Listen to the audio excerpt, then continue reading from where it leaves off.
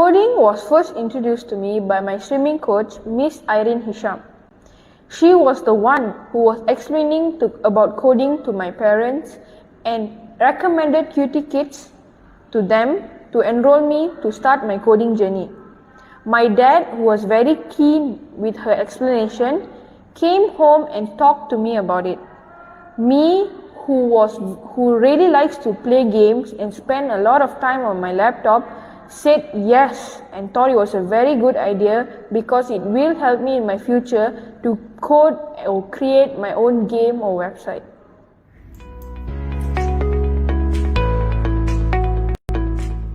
My favorite part about coding is when I get to test the project I have made so I can see it's either successful or unsuccessful. And if it's unsuccessful, I could improve my troubleshooting skill too. Yeah, I will use it for my future career maybe, so I can be really good at coding. Then most country or university want to accept me as their coder, or maybe I can help people edit their photos or code new games and post it on the app store, and then people will like my game and I'll become more popular.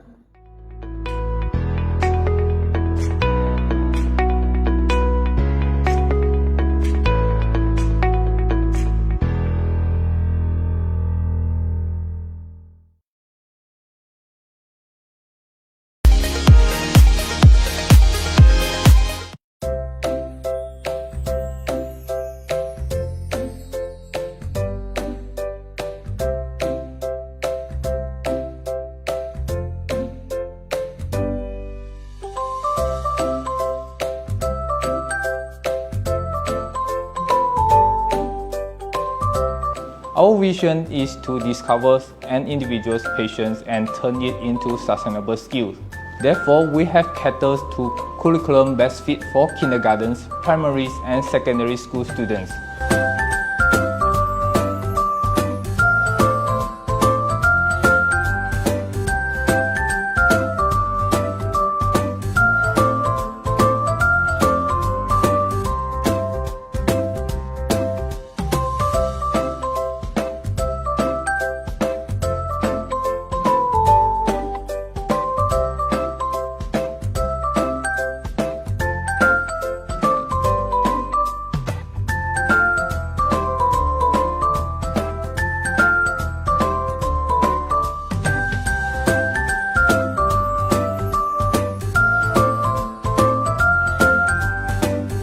We shall learn and master future-ready skills such as artificial intelligence, robotics, coding, 3D modeling, and so on.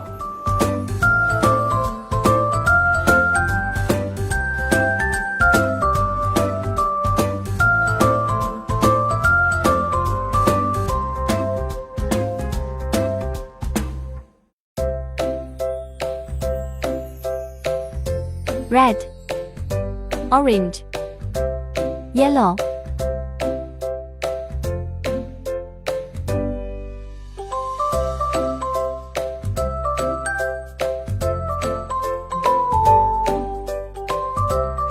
In future, most of the job will be replaced by robots, machines, and software. Here comes questions. Will robots take over humans? Definitely no.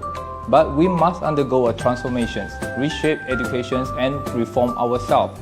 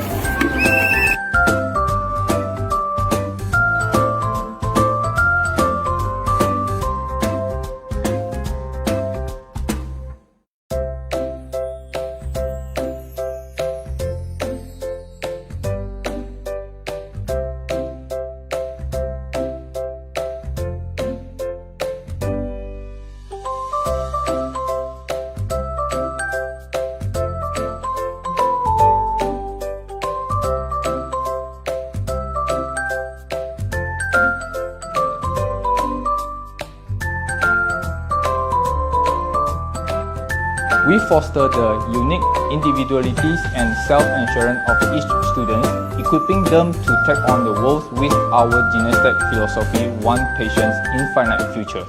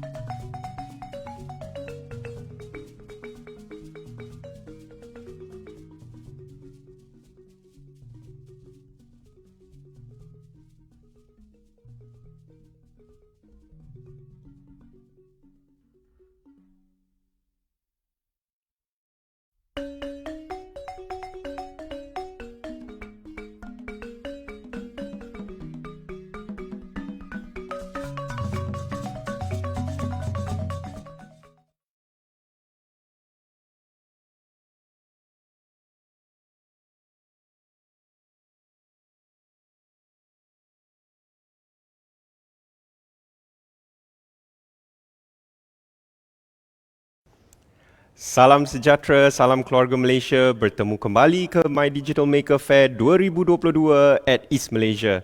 Terima kasih kerana masih sudi bersama-sama dengan kami. Saya berharap sesi perkongsian yang lepas telah banyak memanfaatkan adik-adik dan juga warga pendidik di luar sana, terutama dan khususnya yang berada di Sabah, Sarawak dan juga wilayah Persekutuan Labuan.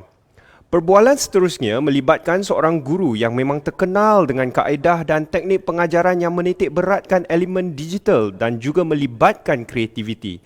Elemen gaming seperti Minecraft tidak asing lagi bagi beliau dan juga anak-anak murid didikannya.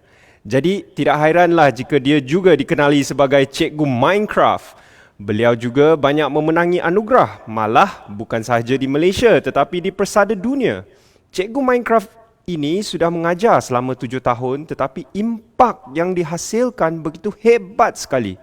Dengan rendah diri saya ingin menjemput Cikgu Go Kok Meng untuk bersama-sama kami. Selamat datang Cikgu Go. Hai Andrew, selamat datang. Apa khabar? Khabar baik. Macam mana cuaca di Perak sekarang ni Cikgu Go? Cuaca di Perak ni ini yang masih okey, mendung. Bagus. Okey. Dan saya difahamkan cikgu baru je habis selesai tugasan harian ya, ataupun hari Sabtu tak, memang tidak ke sekolah lah. Ya, hari Sabtu ni memang tidak ke sekolah. Tapi berada di rumah untuk selesaikan apa yang sepatutnya lah. Bagus. Mungkin cikgu berikan saya sedikit peluang untuk memberi pengenalan kepada cikgu, tetapi selepas itu saya ingin cikgu juga to reintroduce cikgu sendiri ya. Jadi Cikgu Go kini merupakan seorang cikgu di SJKC Hualien 1 di Taiping Perak kalau tak silap saya, dan sebelum berpindah ke sini atau ke situ, cikgu berada di SJKC Ciseng 2. Okay.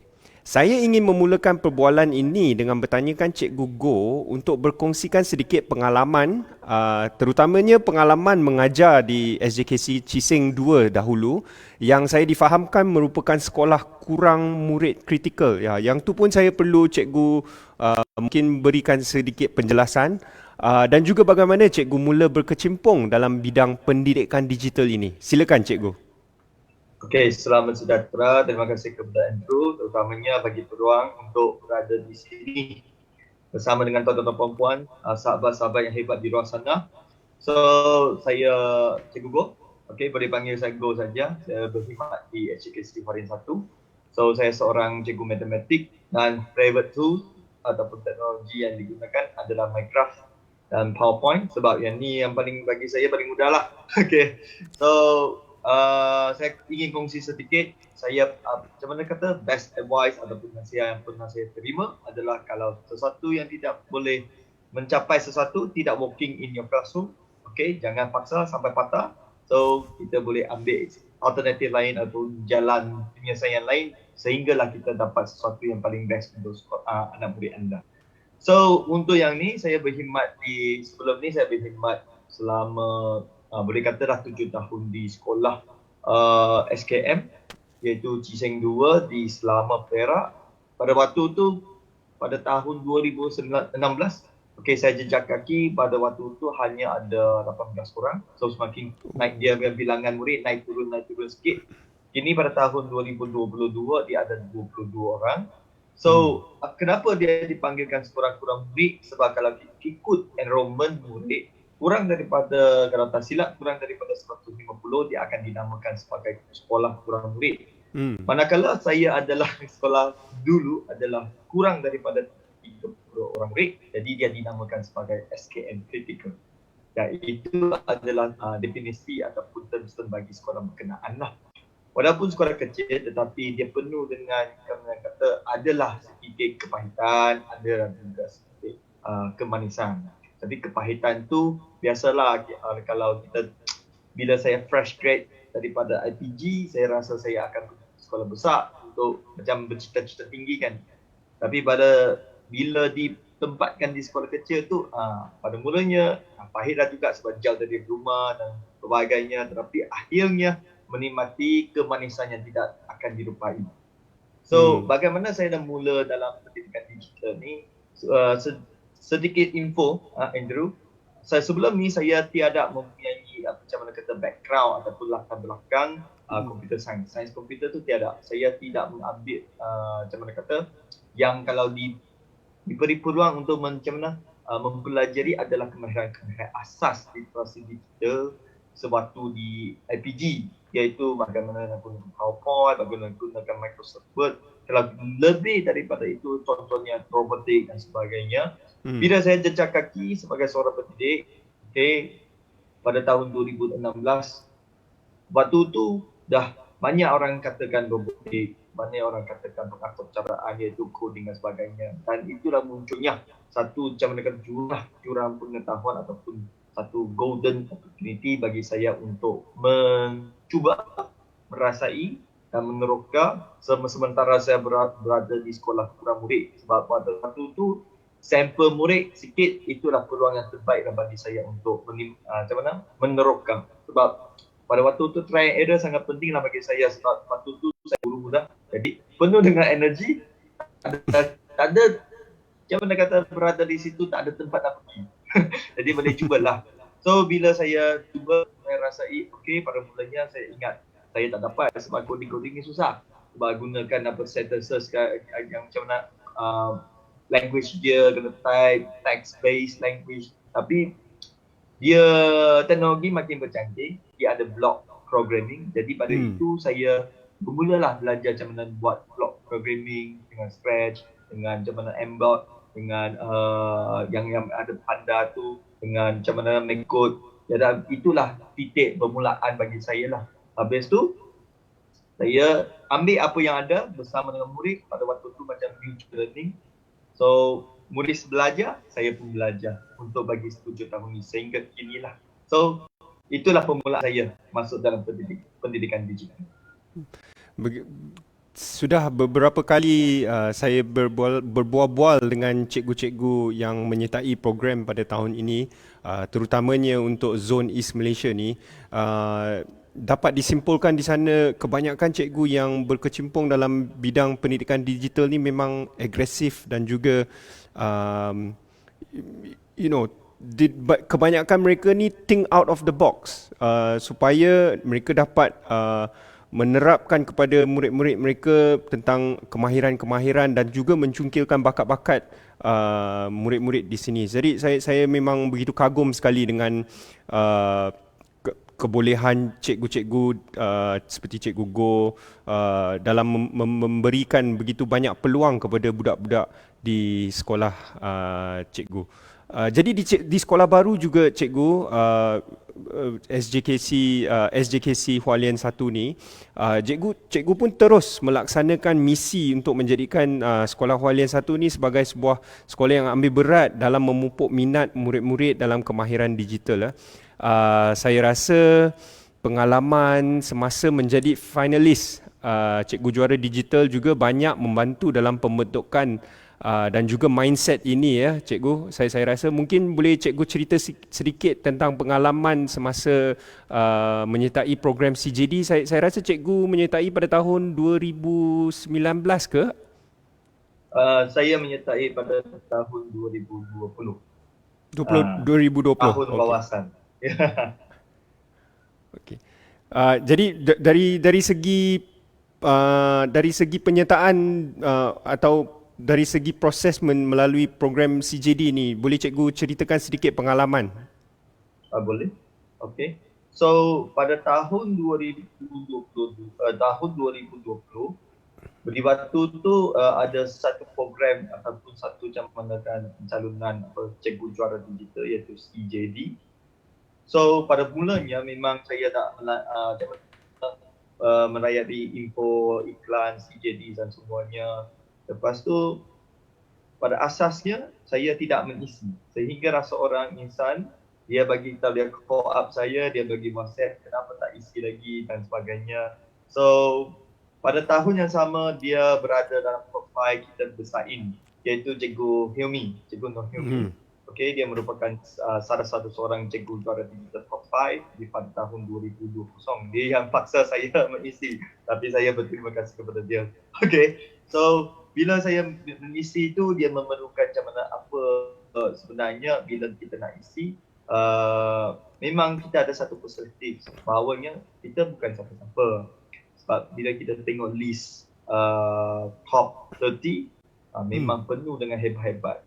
So pada tahun itu 2020, MDEC dia umum dulu top 30.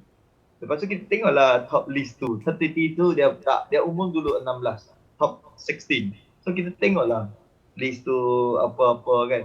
List, tak ada gambar, tak ada nama. Tak apalah. Ingatkan kita dah habis. Ingatkan kami dah habis cerita ni. Lepas tu tiba-tiba hari kemudian kita dapatlah something.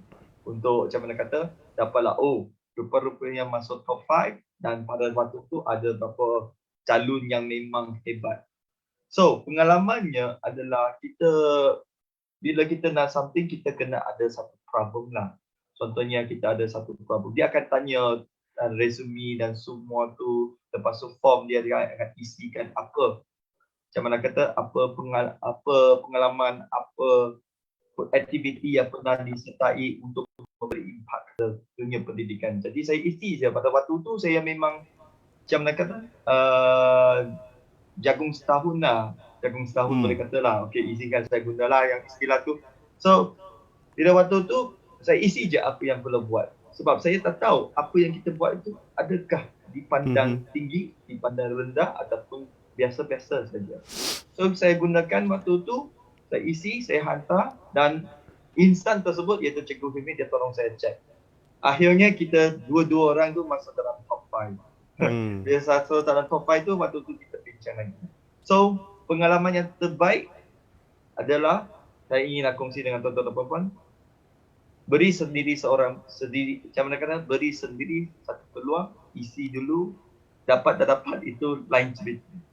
So, betul. So itu yang pembentukan mindset yang paling macam mana kata bagi saya paling bernilai lah. Kita isi dulu, kita kena yakin pada diri. Sebelum ni memang tak yakin. Tak yakin pun apa yang kita buat. Lepas tu dapat, okey lah dapat yakin sikit-sikit. Rupanya apa yang kita buat tu memang dapat macam mana memberi inspirasi. Tapi saya beri sikit-sikit lah. Ramai kat sana lagi banyak mereka memberi inspirasi sebenarnya. Okey, saya kembali kepada Andrew. Dan daripada pengalaman itu, semestinya Cikgu Goh dan juga contohnya Cikgu Helmi dan ramai lagi sudah kini menjadi ikon-ikon digital bagi program Cikgu Juara Digital. Dan saya rasa Cikgu pun bersetuju kalau saya mengatakan bahawa Cikgu memang mendorong sebaik-baiknya kepada cikgu-cikgu lain untuk mencuba untuk menyertai program CJD ya. Betul.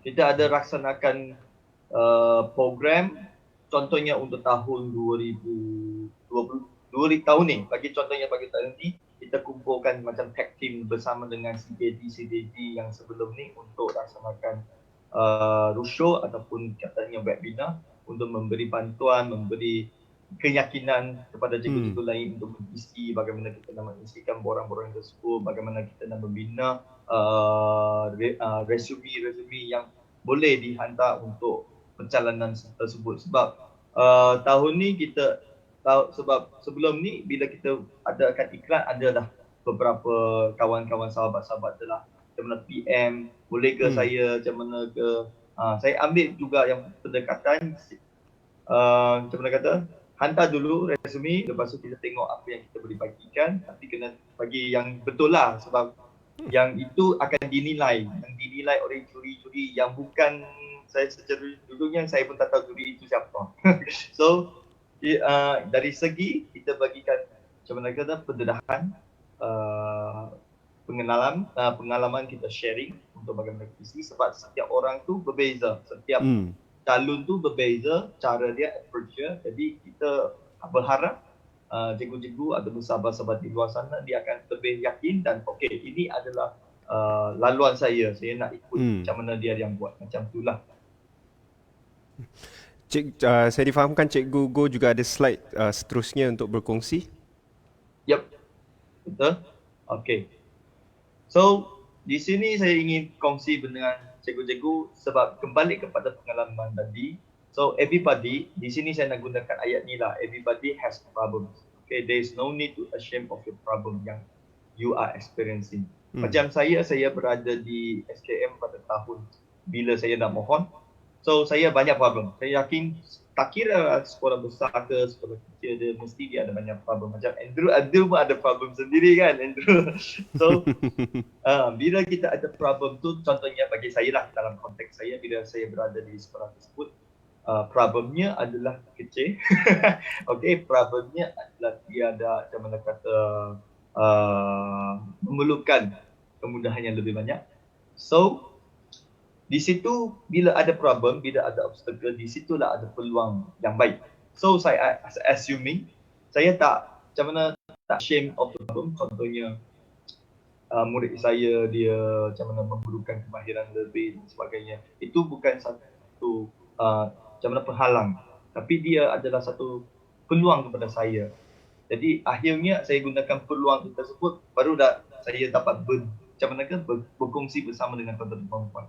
So saya sangat bersyukurlah bila saya fikir balik, kalau saya ditempatkan di sekolah besar, kemungkinan besar saya tidak berada di tempat sini. Jadi itu adalah macam mana kata orang kata, hikmah dan rezeki lah Tuhan beri kepada saya. So saya ambil dia sebagai satu peluang untuk sebenarnya bila saya ambil peluang tu, saya tak tahu saya akan ke mana.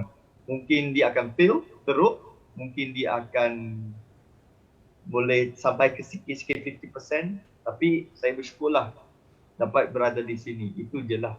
So ambil peluang anda, setiap peluang tu dalam konteks berbeza. Jadi jangan copy masalah saya sebab kita berada di konteks yang berbeza. Tetapi bagi saya setiap permasalahan tu adalah peluangnya. So this is the things I would like to share with you all. Yeah. Bagus.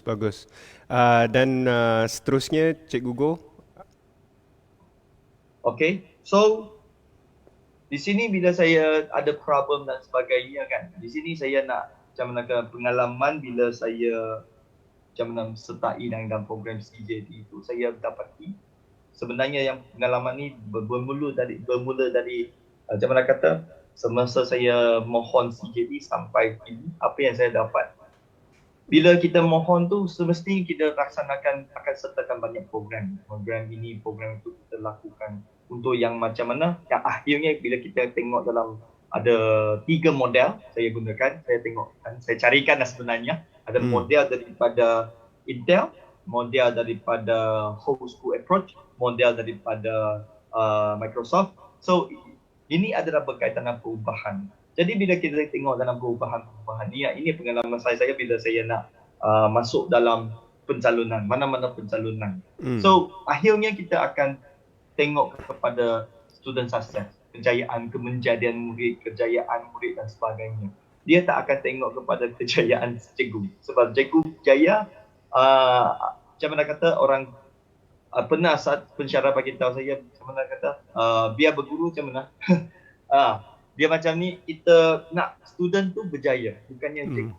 Kalau cikgu berjaya, dia macam mana kata, dia memanglah kita boleh berjaya, tetapi lebih kepada student success. So bila kita tengok dalam model-model semua ni, akhirnya dia akan satu saja, iaitu cikgu. Cikgu tu nak bergerak ke mana, nak macam mana, semua kita ada kata professional learning, research learning, student vision dan leadership, intelligent environment, itu berasas daripada seorang cikgu. Jadi apa yang kita buat tu kita tuliskan, tapi jangan lupakan adalah hasil dan kemenjadian murid. Jadi itu pengalaman yang saya paling macam mana bernilai bila saya nak mengisi ke, bila saya buat sesuatu, merangkai sesuatu program, saya akan lihat kepada apa yang akan membawa kepada anak murid ataupun membawa kepada sekolah. Yang pada waktu yang sama kena membawa kepada diri sendiri jugalah. Barulah kita ada kepuasan diri. Okay, so itu saja untuk ni. Cantik sekali tips yang diberikan oleh Cikgu Go tadi ya. Dan Cikgu Go dah beberapa kali mengatakan mengenai ingin memasuki pencalonan, pendaftaran, penyertaan dan sebagainya. Tadi di awal program kami, saya pun telah memberitahu kepada penonton-penonton kami bahawa Cikgu Go ni memang terkenal ya, banyak anugerah yang telah dia menang di Malaysia dan juga di luar negara. Boleh Cikgu Go kongsikan mengenai anugerah yang dimenangi dari International Society for Technology in Education (ISTE). Bagaimana pula dengan anugerah App Inventor Foundation Teacher Excellence Award? Saya difahamkan anugerah ini sangat eksklusif, 10 pemenang datang dari 7 negara. Boleh Cikgu ceritakan sikit kedua-dua anugerah ni dan juga proses dan pengalaman Cikgu untuk memenangi anugerah-anugerah ini? Boleh, thank you Andrew. So untuk saya akan ceritakan dulu untuk ISTE, iaitu International kena tengok balik ni, takut silap. International Society for Technology in Education, ISTE. So yang ini merupakan satu organisasi yang memberikan macam mana kata benchmark ataupun standard bagi sebarang program digital, khususnya khusus digital dan sebagainya. So untuk apply ni pada mulanya yang saya ceritakan adalah seorang yang Benjamin Kelly. Dia seorang pendidik di Australia ataupun kalau tak silap di Australia ataupun Canada. Dia melakukan satu program untuk empowerkan community. So bila saya tengok bukti macam mana biodata tersebut, rasanya dah ada peluang ni.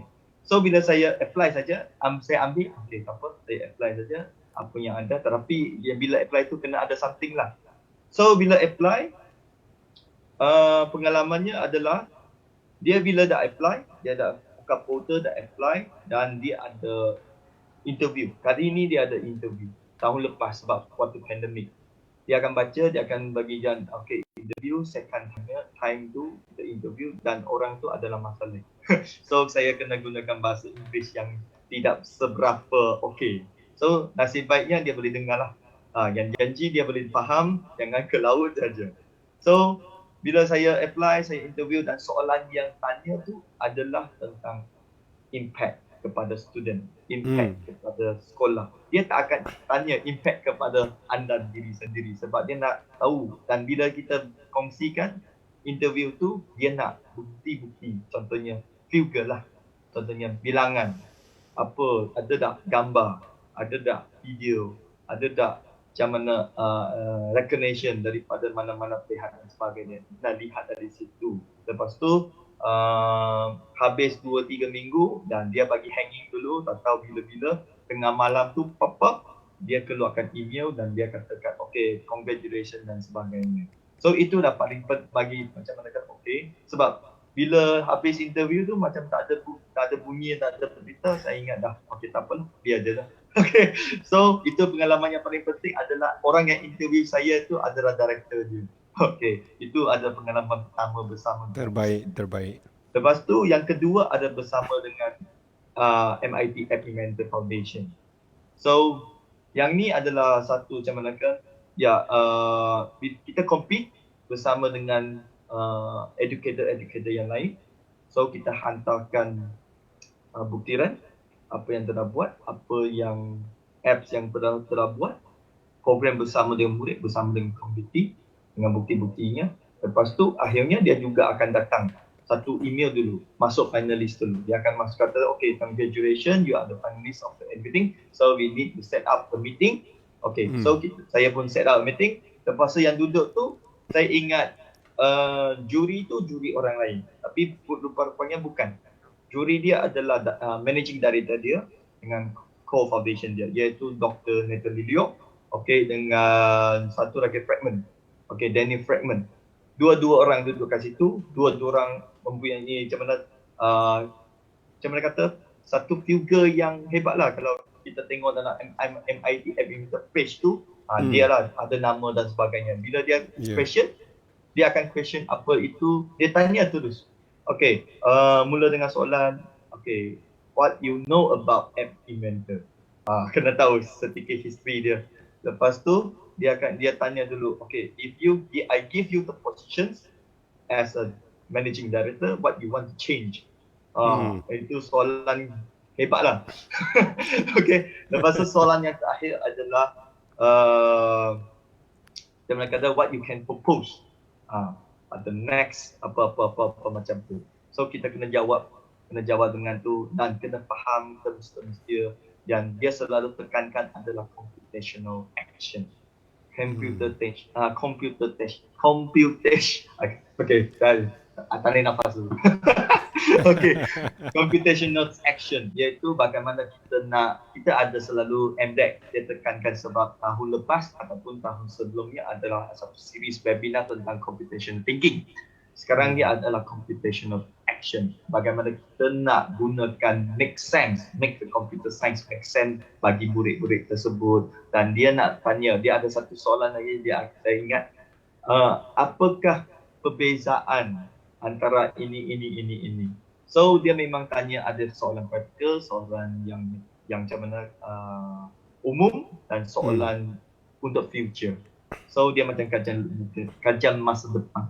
Gitulah. So kena study, memang saya study lah, kena study dulu lah. Tapi bila interview tu, apa yang study tu semua lupa. Apa yang melintas minda saja saya keluarkan saja. Tapi jangan tapi harap tidak macam mana out of radius lah. So itulah pengalamannya, dan dia perlu macam mana, last challenge adalah dalam satu hari kena hasilkan sesuatu menggunakan MIT dan hantar. Lepas tu mereka akan nilai. Itu adalah method operational bagi tahun ni. Tahun depan saya tak tahu lagi, tak pasti operational tu akan macam mana, sebab dia akan upgrade. Sebab dia dah dalam meeting tu dah bagi tahu dah, we are not going to have the same methods for next year. So okay, so ambil peluang ni. Itu sajalah pengalaman yang paling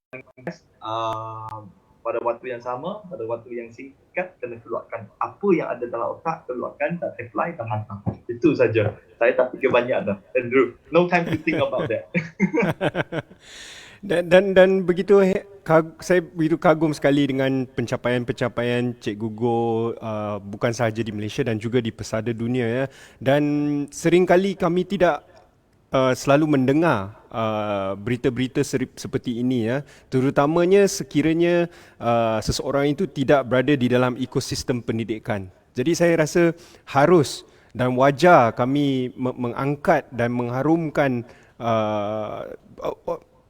ataupun mungkin maksud saya untuk memberi sedikit spotlight kepada cikgu-cikgu seperti ini, sebab saya rasa bukan sahaja Cikgu Go yang banyak berjaya di pesada antarabangsa ya, banyak lagi cikgu yang begitu hebat juga dan sama-sama telah mengharumkan nama Malaysia di pesada global. Jadi tahniah Cikgu Go, tahniah. Baru-baru ini saya rasa mungkin dalam sebulan lepas ataupun lebih kurang sebulan setengah lepas, Cikgu Go turut disenaraikan sebagai top 10 finalis bagi anugerah Malaysia Teacher Prize. Suatu penghormatan yang besar bagi cikgu kerana ini melibatkan bukan sahaja cikgu di bidang pendidikan digital tetapi juga di dalam bidang-bidang yang lain ya. Boleh cikgu ceritakan sedikit program ini, Malaysia Teacher Prize, semestinya dianjurkan oleh pemimpin GSL dan juga disokong oleh YTL Foundation. Boleh cikgu ceritakan sedikit pengalaman macam mana cikgu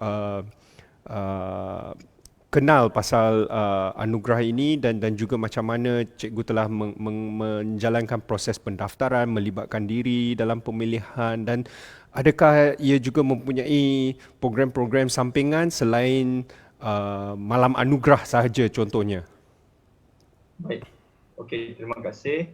So untuk yang MTP iaitu Malaysian Teacher Prize tahun 2022 merupakan tahun pertama berulang kali dianjurkan oleh pemimpin GSL, disokong dengan KPM dan di bawah tajaan YTL Foundation. So banyak lagi.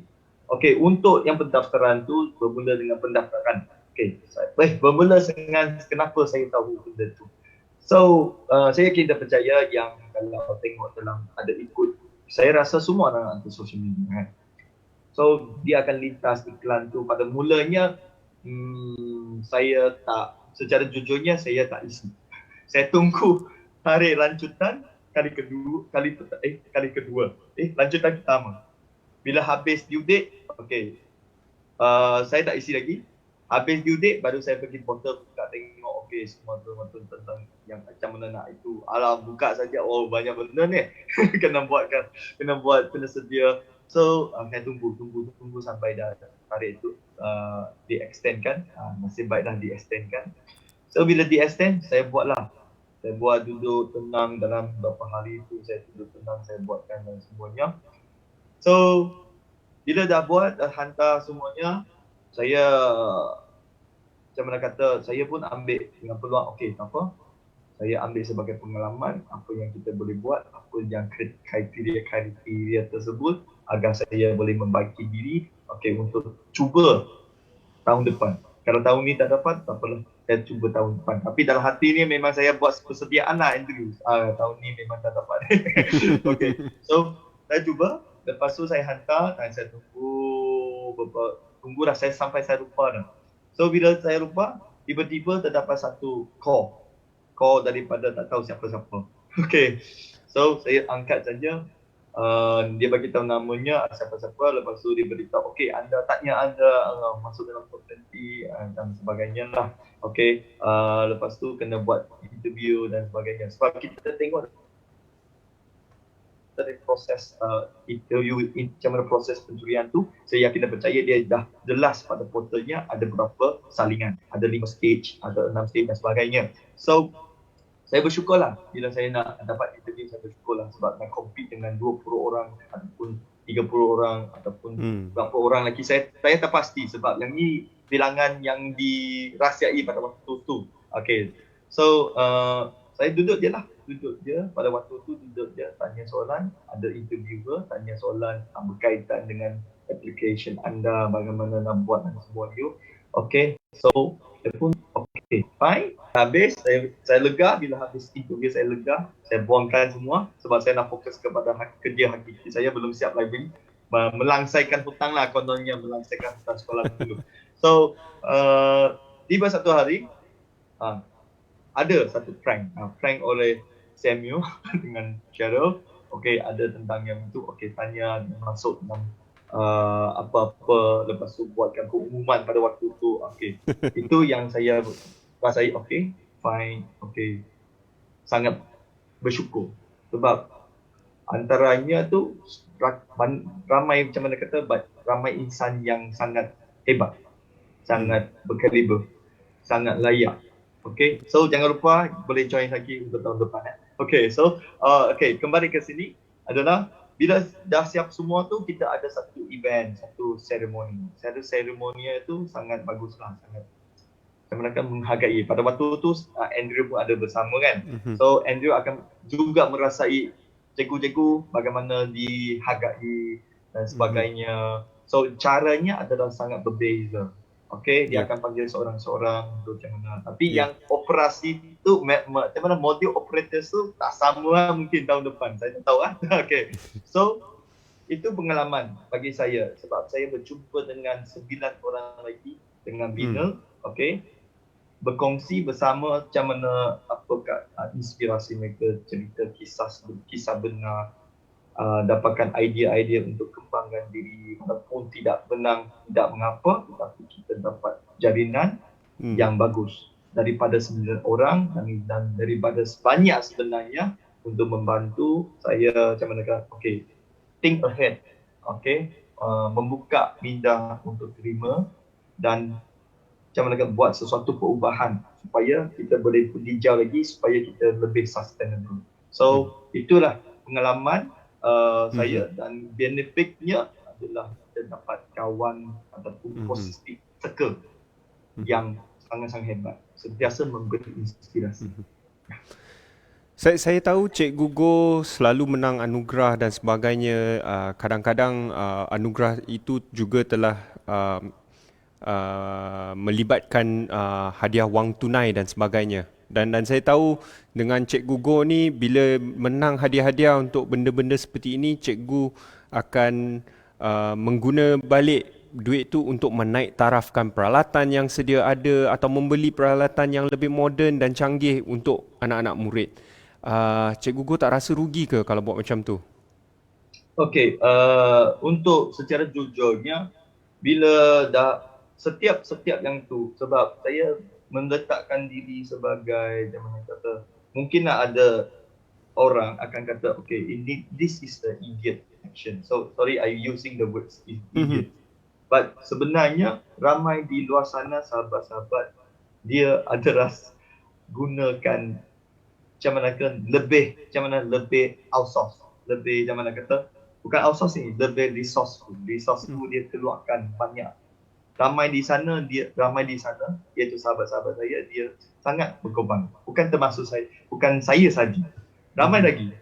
Okay, so for my context, untuk bagi saya tidak rasa rugi. Saya yakin dan percaya semua cikgu yang buat sebegini, dia tak akan rasa rugi. Sebab dia akan membawa, diinvest balik kepada anak-anak murid. Itu datang daripada willingness. Kita punya willingness macam mana. Contohnya bila saya dapatkan sokongan daripada sahabat-sahabat lain, contohnya ada kids, contohnya kids, contohnya resources, contohnya content, knowledge, skill. Sebab saya kembali kepada asasnya, saya tidak mempunyai kemahiran. So bila saya tidak mempunyai kemahiran, saya mintalah kemahiran daripada orang lain. So saya gunakan apa yang saya dapat untuk di-invest balik kepada anak dan murid. So tidak rugi sebab pada waktu yang sama anak murid saya belajar, saya pun belajar. At the end saya tahu, dia pun tahu. Tapi mereka lagi cepatlah. So untuk itu, contohnya saya bagi satu situasi kisah benar. Kita tak ada kids robotik untuk menyertai pertandingan robotik. Kita nak menyertai pertandingan robotik tapi tidak mempunyai kids. So for the first step, kita kena dapatkan kit dulu kan. Kita dapatkan komputer dulu. So saya pray lah pada waktu tu, okay, kita nak buat something ni. Saya pray, saya berdoa supaya ada orang bantu, reach out dengan kawan-kawan lain. Sebelum saya dapatkan apa-apa. So tiba-tibanya adalah orang yang membantu. Sebenarnya ramai di sana dia membantu. So saya dapatkan apa? Reinvest balik. Contohnya, hadiah itu biasanya bukan dalam bentuk kewangan. Dia dalam bentuk ilmu. Dia bentuk pengalaman, professional development. Bagi ke anak murid, contohnya dia bawa robot, ada seorang, saya nak perkenalkan, gunakan nama dia lah. Dia adalah, izinkan saya guna nama dia, adalah Mr. Tony. Okay, Mr. Tony merupakan orang pertama, dia bawa Lego, bawa Lelo, bawa robot, bawa apa-apa yang ada. Dia datang dari Penang sampai ke sekolah saya 1 jam, balik pun 1 jam. Dia tak terima apa-apa, hanya terima daripada macam mana, secawan kopi dan satu sekeping terbaik hijau. Mr. Tony. Dia pada waktu tu kita mula perkenalkan robot dan STEM kepada dia dan saya belajar daripada dia sebenarnya. Sehinggalah saya dapat berdiri, saya berkembang dan itu adalah reinvestment apa yang saya dapat dari situ. So bila saya dah tengok orang pun boleh buat macam tu, saya gunakan sedikit, mungkin kadang-kadang kena sendiri berhad, mungkin gunakan bukan tadas, bukan macam mana kan sekolah tidak mempunyai resources, ada. Cuma mungkin kita nak keluarkan sikit untuk macam mana memberi jiwa anak murid kan, motivasi, makanan dan sebagainya. Jadi itu sesuatu benda tu terjadi bukan saya seorang, dia banyak pihak. Ada bantuan daripada PBD, bantuan daripada KPM, bantuan daripada orang luar, swasta, NGO, komuniti untuk bersama baru dapat. Jadi bagi saya tak rugi sebab kita nampak satu komuniti itu bergerak, satu tu murid tu menjadi lebih aktif dan sebagainya. Dan cikgu akhirnya pun dapatlah something, kalau tidak saya pun memang kosong ni. Okay. Terbaik cikgu. Dan dengan itu, begitu saja masa yang kami ada dengan Cikgu Go. Saya begitu berterima kasih kepada Cikgu Go kerana telah banyak berkongsi pengalaman yang begitu personal dan juga telah memberikan tips-tips yang begitu mendalam sekali kepada cikgu-cikgu yang sedang mengikuti sesi kami pada petang ini. Saya mewakili SINAPS dan juga pihak MDEC ingin merakamkan setinggi penghargaan kepada Cikgu Go Kok Meng, Guru Cemerlang Kementerian Pendidikan Malaysia kerana sudi berkongsi dengan kami. Semoga sesi ini telah memberikan manfaat kepada yang menonton. Sebentar sahaja lagi kami akan mendengarkan perkongsian yang bakal disampaikan oleh Cikgu Vun Ziling, seorang cikgu di SJK Chunghua nombor 5 yang terletak di Kuching, Sarawak.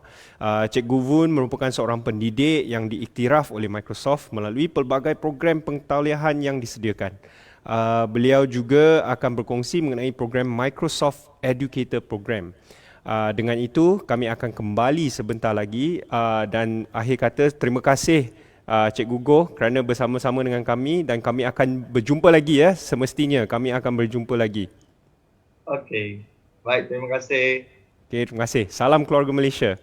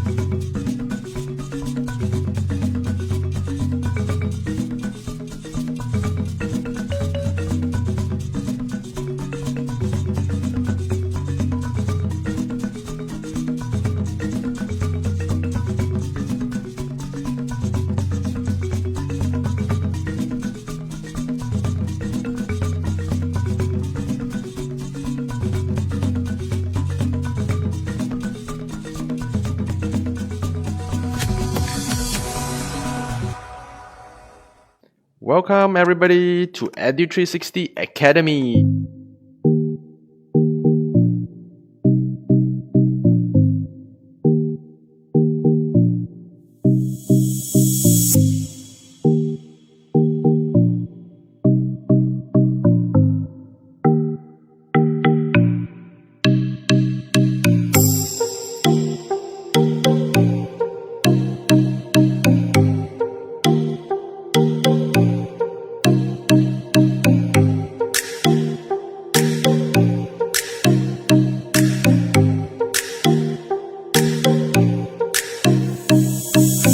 Robotics makes me even more smarter than I need to know.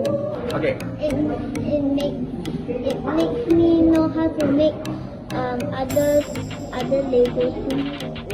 I like robotics because it makes me smart and make me more study hard.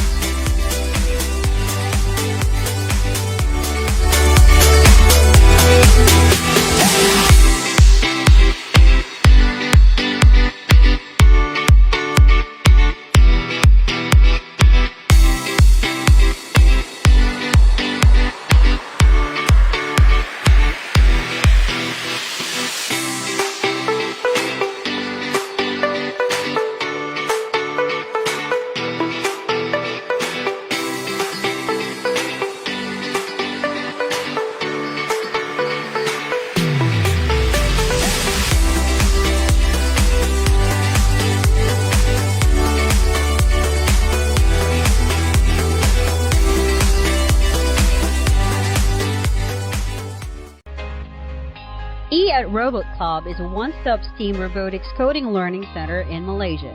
We provide robotics education to students from ages 6 to 16. We adopted Korea and use a robotics teaching module. It is carefully crafted to fit the students' needs in Malaysia.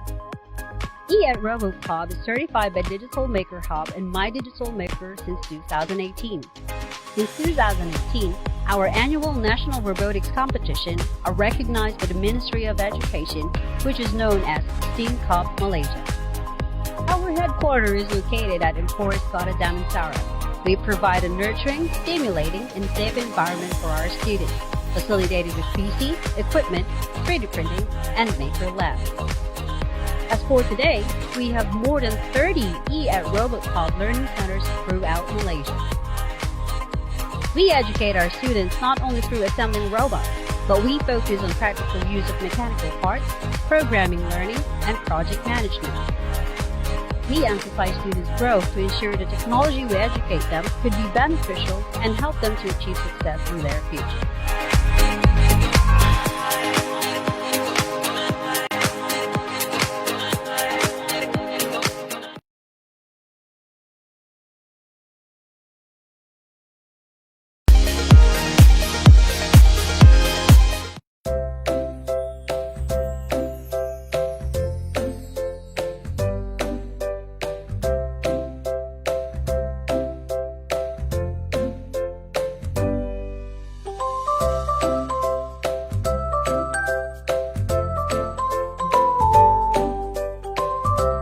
Our vision is to discover an individual's passions and turn it into sustainable skills. Therefore, we have catered to curriculum best fit for kindergartens, primaries, and secondary school students.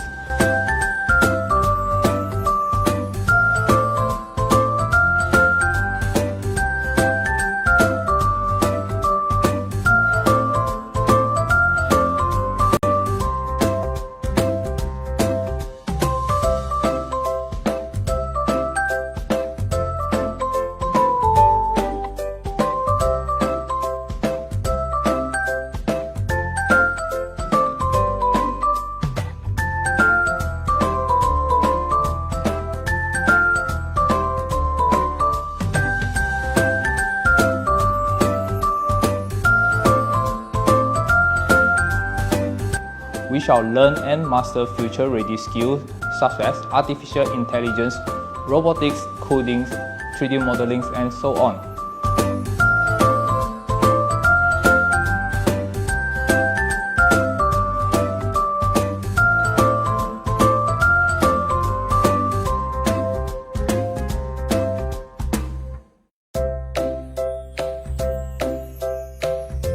Red, orange, yellow,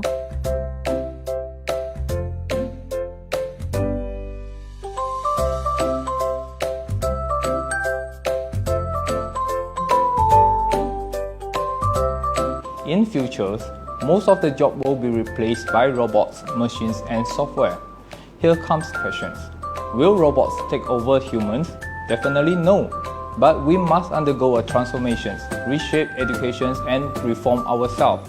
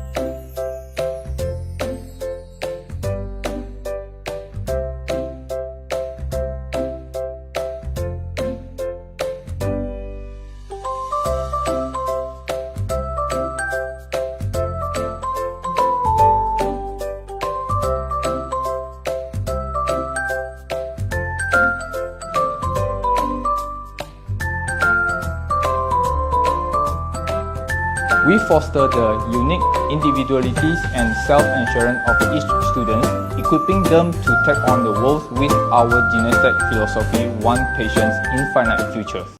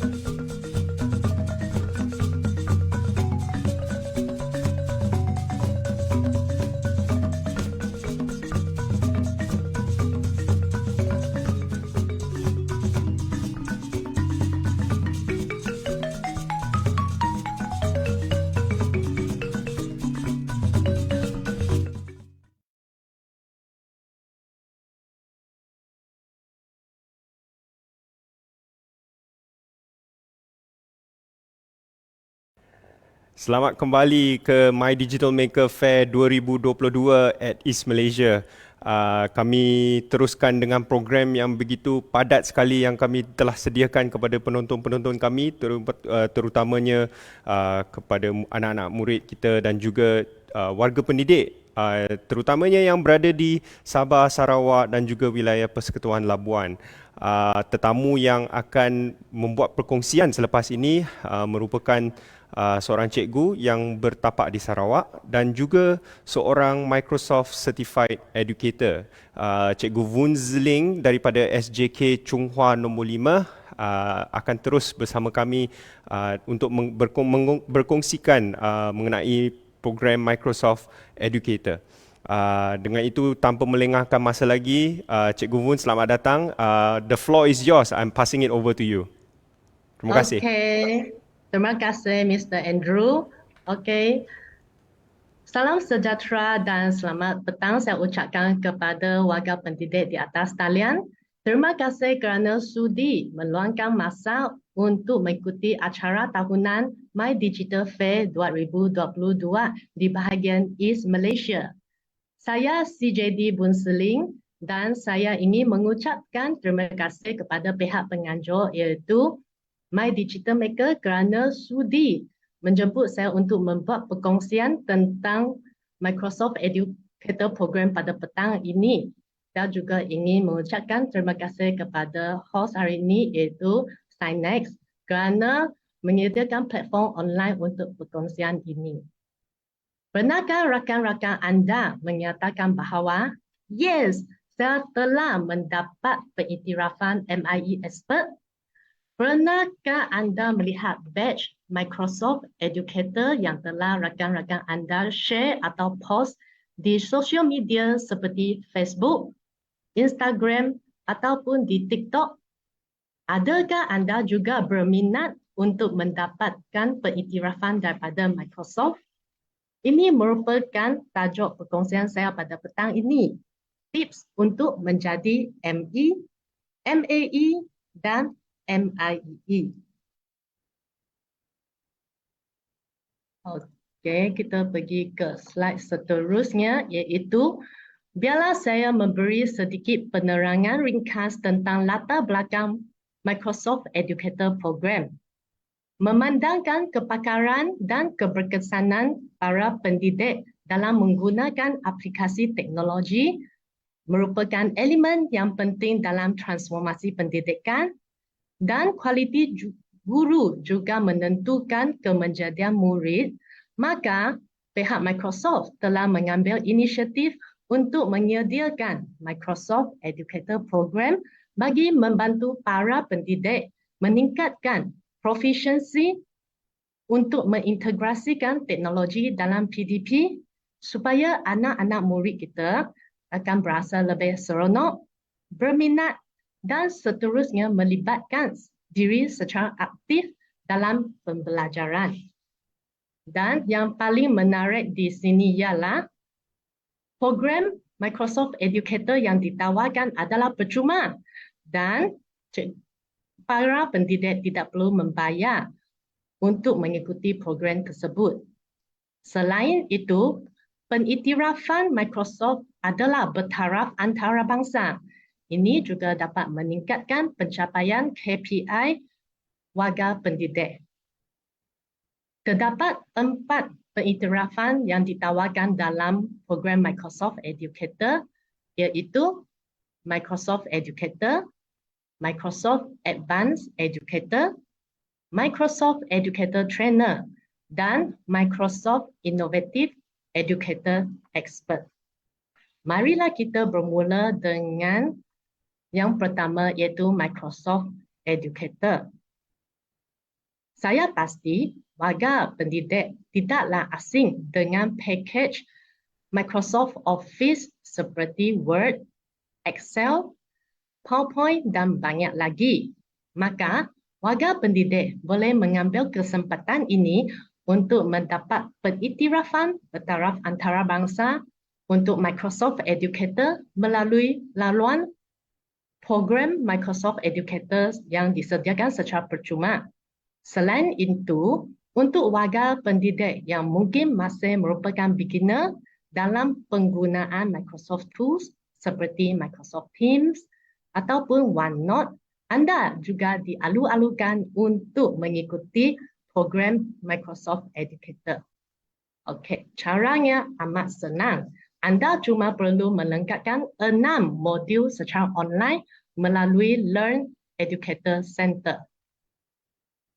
Langkah pertama ialah log masuk ke Microsoft Learn dengan link ini learn.microsoft.com. Sekarang saya akan tunjukkan langkah untuk masuk ke Microsoft Learn. Okay. First, typekan Microsoft Learn di search bar seperti yang tunjukkan di sini. Klik Enter. Kemudian klik pada pilihan pertama iaitu Microsoft Learn. Selepas itu, klik Sign In di sudut kanan sebelah atas. Untuk warga pendidik yang belum ada Microsoft account, anda boleh create one. Alright, klik masuk. Kemudian klik Create a new account. Isikan personal account dan personal email anda di sini. Kemudian klik Next. Selepas itu, create satu password yang merangkumi sekurang-kurangnya 8 digit dengan sekurang-kurangnya 2 daripada item berikut, sama ada huruf besar, huruf kecil, simbol ataupun nombor. Selepas itu, klik Next. Satu verification code akan dihantar ke email personal yang tadi. Kemudian isikan kod di sini untuk verify email tersebut. Selepas itu, anda boleh klik Next untuk melengkapkan proses create account dengan Microsoft. Okey. Selepas itu, kita move on ke langkah kedua, iaitu lengkapkan 6 modul secara online. Sekarang saya akan tunjukkan step by step. First, okay, selepas log masuk ke Microsoft Learn, kita klik di Training. Selepas itu, akan paparkan nama saya seperti di sini. Okay, kemudian pergi ke Educator Center, klik Educator Program. Selepas itu, move on ke Microsoft Educator. Ini merupakan page Microsoft Educator Program. Dan di sini ada 4 program yang telah saya terangkan tadi. Untuk Microsoft Educator, sebelum 1 Julai, nama program ini ialah Microsoft Innovative Educator. Selepas 1 Julai, Microsoft telah membuat rebranding dan program ini dikenali sebagai Microsoft Educator. Untuk makluman semua, bidang teknologi sentiasa dikemas kini atau update untuk memenuhi keperluan pengguna semasa. Yang kedua ialah Microsoft Advanced Educator dan seterusnya ialah Microsoft Educator Trainer. Untuk Microsoft Educator Trainer, anda perlu melatih 100 orang educator dalam tempoh 1 tahun untuk mendapatkan badge ini. Alright, seterusnya ialah Microsoft Innovative Educator Expert. Okay, sekarang kita kembali ke Microsoft Educator. Klik ke Start Learning Path. Alright, untuk mendapat badge Microsoft Educator, seperti yang telah saya sebutkan tadi, lengkapkan 6 modul secara online dan masa yang diperlukan ialah lebih kurang 6 jam. Kemudian kita scroll down untuk melihat 6 modul itu termasuklah Teach Forward yang berkenaan dengan konsep ataupun prinsip, dan yang kedua termasuklah Accessibility, Empower every student with an inclusive classroom. Dan keempat ialah tentang Microsoft Teams. Seterusnya PowerPoint Recorder dan juga penggunaan OneNote dalam PDP. Okey, mari kita kembali ke modul pertama. Jika anda telah lengkapkan modul ini, experience point di sini akan bertukar menjadi label berwarna hijau. Kita klik masuk ke overview. Alright, dan di sini menunjukkan unit-unit yang perlu dilengkapkan dalam modul ini. Selepas setiap unit dilengkapkan, tik berwarna hijau akan ditunjukkan di sebelah kanan. Kita masuk ke introduction. Ia mengambil masa lebih kurang 5 minit untuk dilengkapkan. Selepas melengkapkan unit ini, anda akan diberi 100 experience point. Anda cuma perlu baca dan fahamkan isi kandungan, kemudian klik continue untuk pergi ke unit kedua. Okey.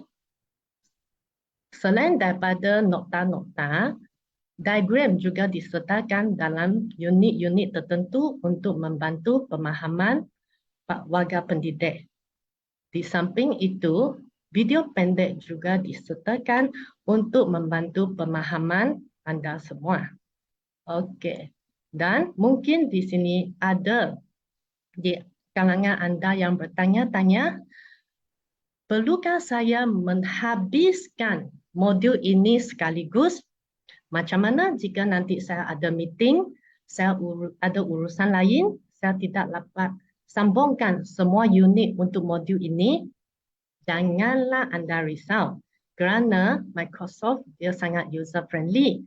Dia ada satu fungsi iaitu auto save yang boleh menyimpan perkembangan atau pencapaian anda dalam setiap modul ini.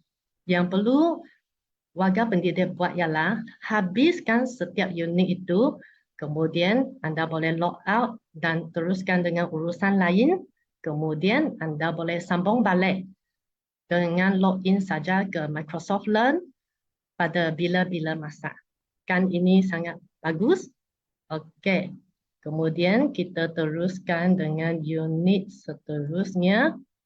Pergi ke knowledge check.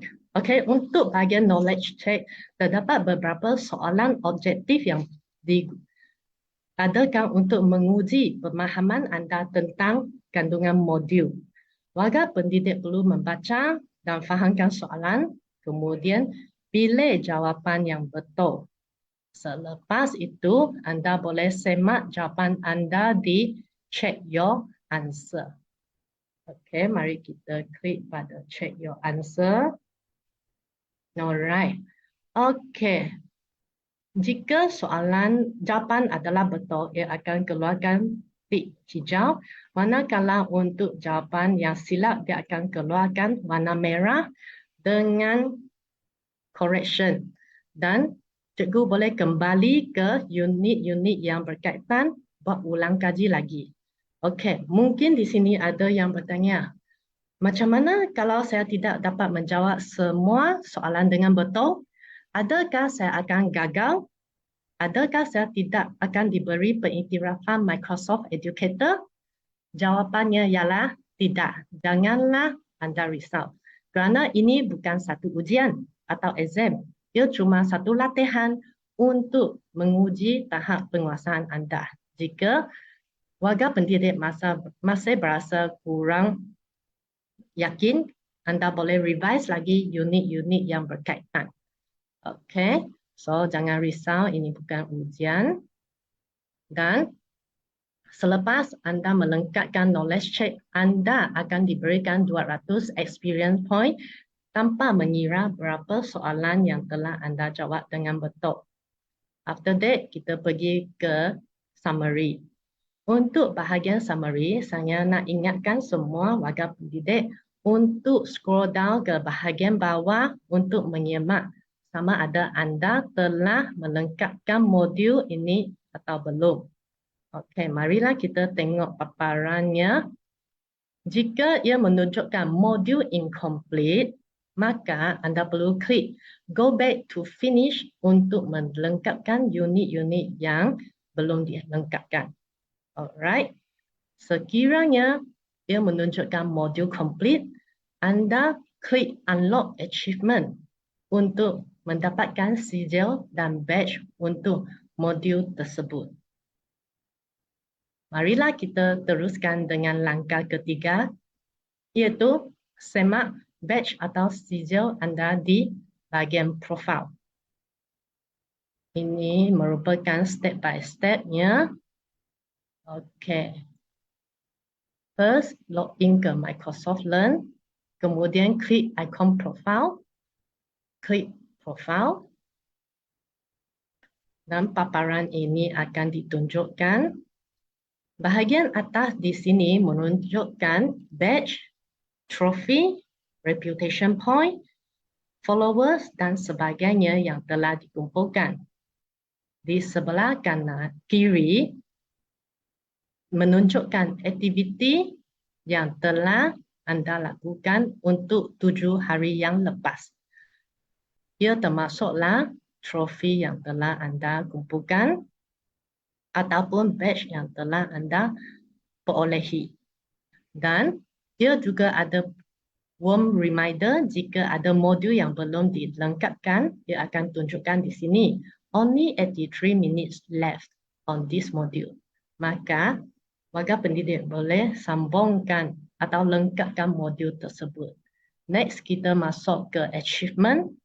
Untuk bahagian achievement, dia ada 2 subtopik iaitu learning path dan juga module, courses and more. Kita masuk ke module, courses and more.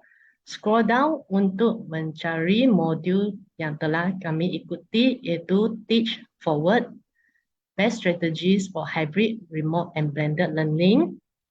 Okay, klik print.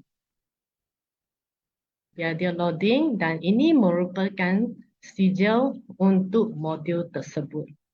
Okay, dan selepas melengkapkan modul ini, warga pendidik juga boleh isikan modul tersebut di SPL KPM, bahagian e-pembelajaran untuk mengumpul mata kredit. Alright, selepas itu, okay, kita pergi back. Alright, dan kita klik modules, courses and more. Okay, jika anda ingin savekan image badge, anda boleh right click, tekan save image as, kemudian klik save.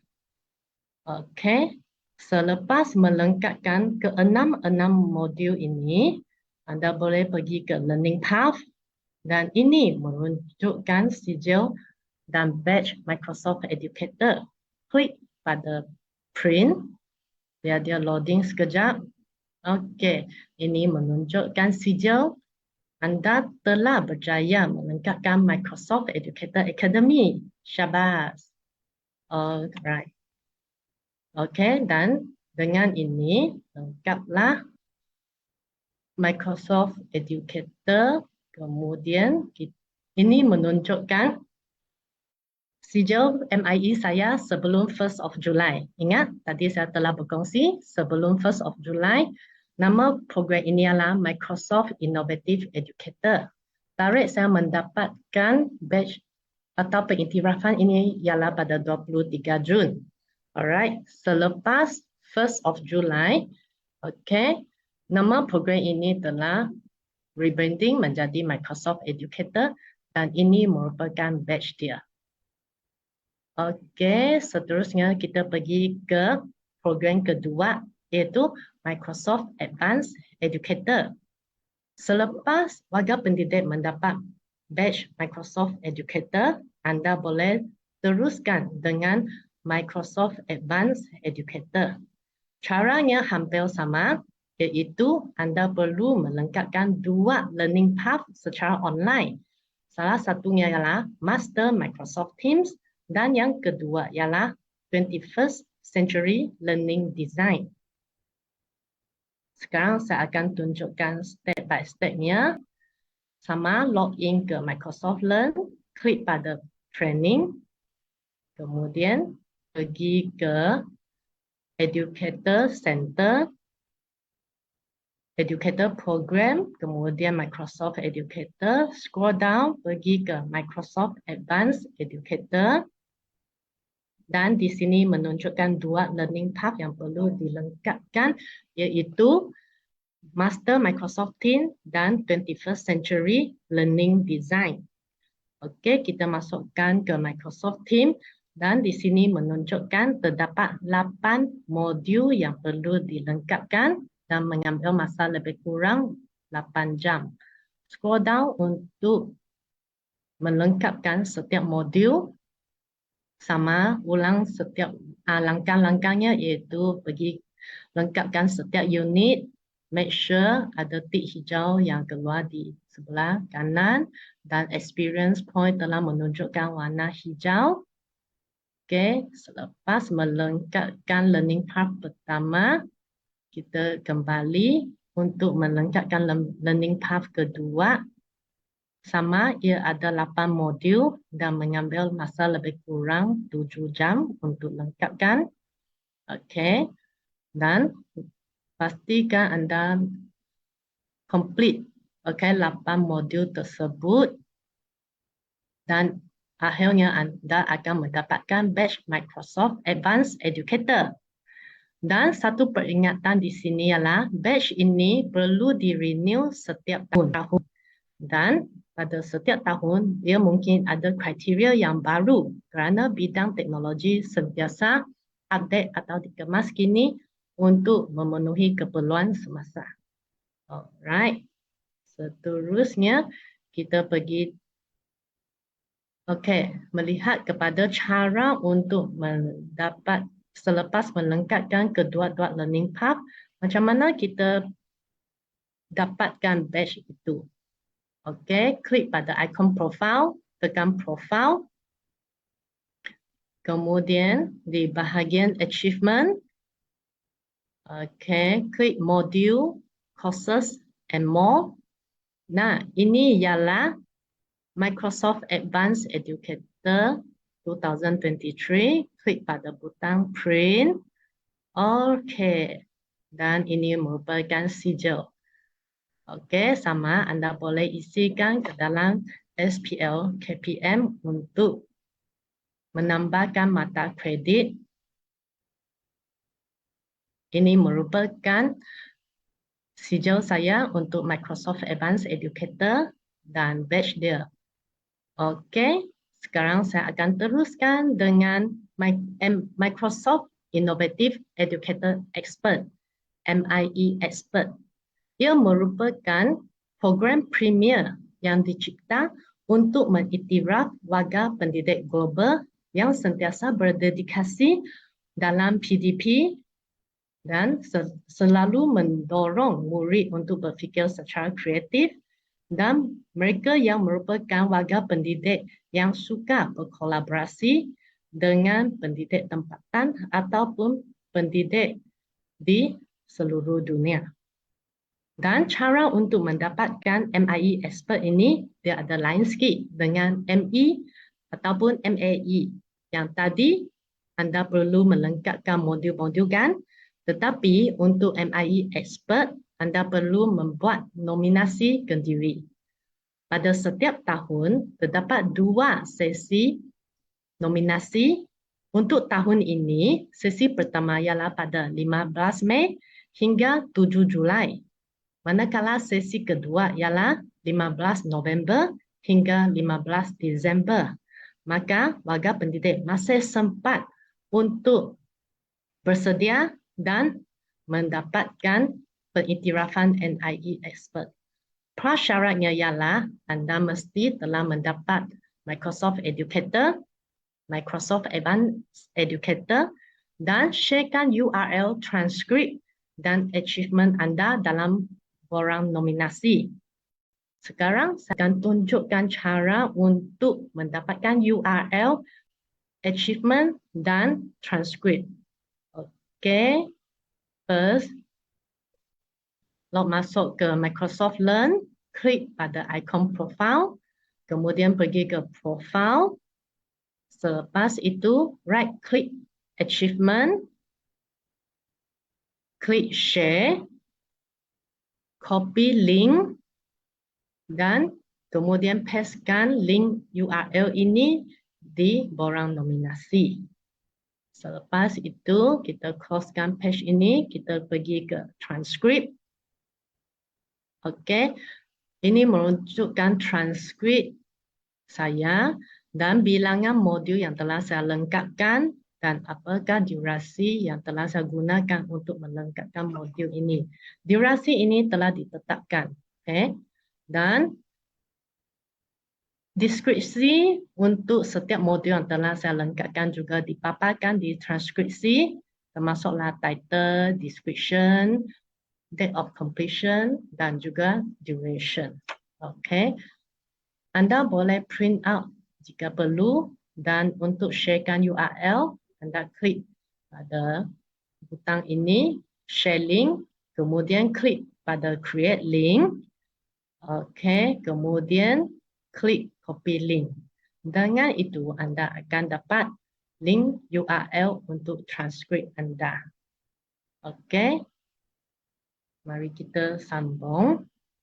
Setelah mendapatkan URL untuk achievement dan transkrip, anda perlu menggunakan sekurang-kurangnya 2 Microsoft Tools seperti Word, PowerPoint, Sway, Microsoft Teams, OneNote dan sebagainya dalam PDP. Selepas itu, anda perlu mengumpul bukti atau learning artifact dan sharekan URL dalam borang nominasi dan akhir sekali jawab soalan-soalan dalam borang nominasi untuk mendapatkan badge Microsoft Innovative Educator Expert. Okey. Untuk soalan dalam borang nominasi, ia terbagi kepada 3 bahagian. Bahagian pertama ialah about you. Anda perlu isikan butiran sendiri dan untuk bahagian ini, jawapan anda tidak akan mempengaruhi keputusan nominasi. Seterusnya, bahagian kedua ialah scope question di mana bahagian ini akan disemak oleh mesin. Tapi satu berita bagus di sini ialah anda boleh berbincang-bincang dengan rakan lain atau mencari sumber-sumber dalam Microsoft Page untuk mendapatkan jawapan. Seterusnya untuk bahagian ketiga ialah long form question di mana ia akan disemak oleh Microsoft Team tempatan. Untuk kami di sini akan disemak di Malaysia dan jawapan untuk setiap soalan long form ini adalah antara 500 hingga 2000 karakter. Nanti akan saya tunjukkan cara untuk menghitung karakter sekiranya ada cikgu-cikgu yang perlukan. Okey, anda boleh merancangkan nominasi anda di link ini. Sekarang saya akan menunjukkan tempat untuk mendapat link ini, iaitu borang nominasi. Okey, kita klik pada training, kemudian Educator Center. Selepas itu, klik Educator Program. Anda boleh pilih dari Microsoft Educator ataupun terus pergi ke Microsoft Innovative Educator Expert. Kemudian scroll down dan pergi ke How to Join the Program, langkah keempat. Di sini menunjukkan, okey, link tersebut kopikan dan kemudian paste di tab yang baru untuk baca soalan-soalan. yang berkaitan. Alright, saya akan tunjukkan paparan borang nominasi ini. Okay. Ini menunjukkan Microsoft Innovative Educator Expert Nomination Question untuk 15 November hingga 15 Disember. Okey, soalan-soalannya telah disediakan di sini. Kemudian kita scroll down. Inilah bahagian yang paling saya suka, iaitu ada hint-hint yang diberikan untuk membantu warga pendidik untuk mencari jawapan ataupun untuk menjawab soalan nominasi ini. Okey, dan untuk soalan bahagian kedua, anda boleh menggunakan sumber-sumber yang disertakan dalam borang ini untuk mencari jawapan sebelum anda mengisikan nominasi anda di link ini. Okey, so anda juga boleh berbincang dengan rakan-rakan anda untuk mencari jawapan dan ingat, ini bukan cheating, ini ialah kolaborasi. Okey, seterusnya kita pergi ke bahagian about you. Okey, untuk about you, kita perlu melengkapkan Microsoft Educator Academy, melengkapkan 2 learning path untuk Microsoft Advanced Educator. Ini merupakan soalan-soalan untuk about you seperti nama, email sekolah, subjek yang diajar di sekolah dan sebagainya. Alright. Kemudian akan tanya sama ada kita sudah melengkapkan Microsoft Educator Academy. Sudahkah anda melengkapkan Microsoft Team? Sudahkah anda melengkapkan 21st Century? Kemudian anda perlu sharekan URL achievement dan transkrip di sini sebagai bukti. Ini merupakan bahagian kedua, iaitu scope question, di mana soalan-soalan di sini akan disemak oleh mesin. Okey, dan against untuk jawapan dia, anda boleh merujuk kepada sumber-sumber yang disertakan di sini ataupun berbincang dengan rakan.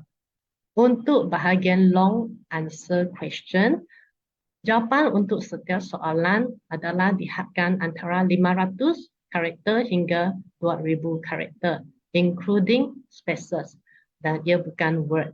Okey. Dan Microsoft ini dia memang sangat user friendly. Dia akan sertakan hint, ada link di sini dan juga video yang di-attachkan untuk membantu pemahaman warga pendidik supaya dapat menjawab soalan dengan tepat dan betul. Untuk soalan ketiga di long form question, anda perlu membekalkan satu link untuk learning artifact ataupun bukti-bukti yang anda menggunakan Microsoft Tools seperti Sway, PowerPoint, Word dan sebagainya dalam PDP anda. Okey, dan anda perlu make sure link URL ini bukan private dan dia boleh diakses oleh reviewer.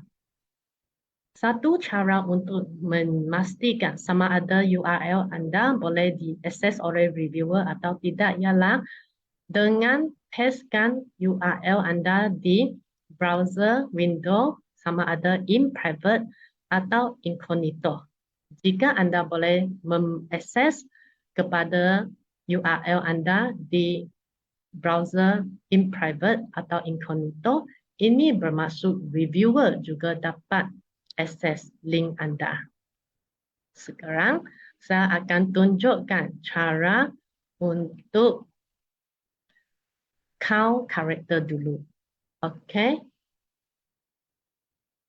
Anda boleh typekan jawapan anda untuk soalan nominasi di Word, Microsoft Word. Okey, sebagai contoh ayat ini. Welcome to the family of Microsoft Educator. Okey, untuk menghitung karakternya, anda boleh klik pada review, kemudian klik word count, Dan di sini perhatikan characters with spaces. Ayat ini merangkumi 44 karakter. Okay, dengan cara ini anda boleh menyemak berapa karakter yang telah anda type untuk soalan, untuk jawapan long question. Okay, seterusnya ini merupakan link contoh, okay, learning artifact yang telah saya hantar untuk nominasi saya bagi MIE Expert. Okay, ini merupakan software. Saya menggunakan Microsoft Tools software untuk membuat presentasi reading bagi murid tahun 2 di sekolah saya. Microsoft software fungsinya hampir sama dengan PowerPoint, tapi cara presentasinya lebih menarik kerana dia dalam bentuk digital storytelling dan murid-murid memang berminat untuk melihatnya. Untuk sharekan URL, klik pada share, make sure the setting dia ialah anyone with the link can view. Kemudian kopikan link ini. Okay, ingat klik share, kemudian make sure settingnya lah anyone with the link can view, kemudian copy.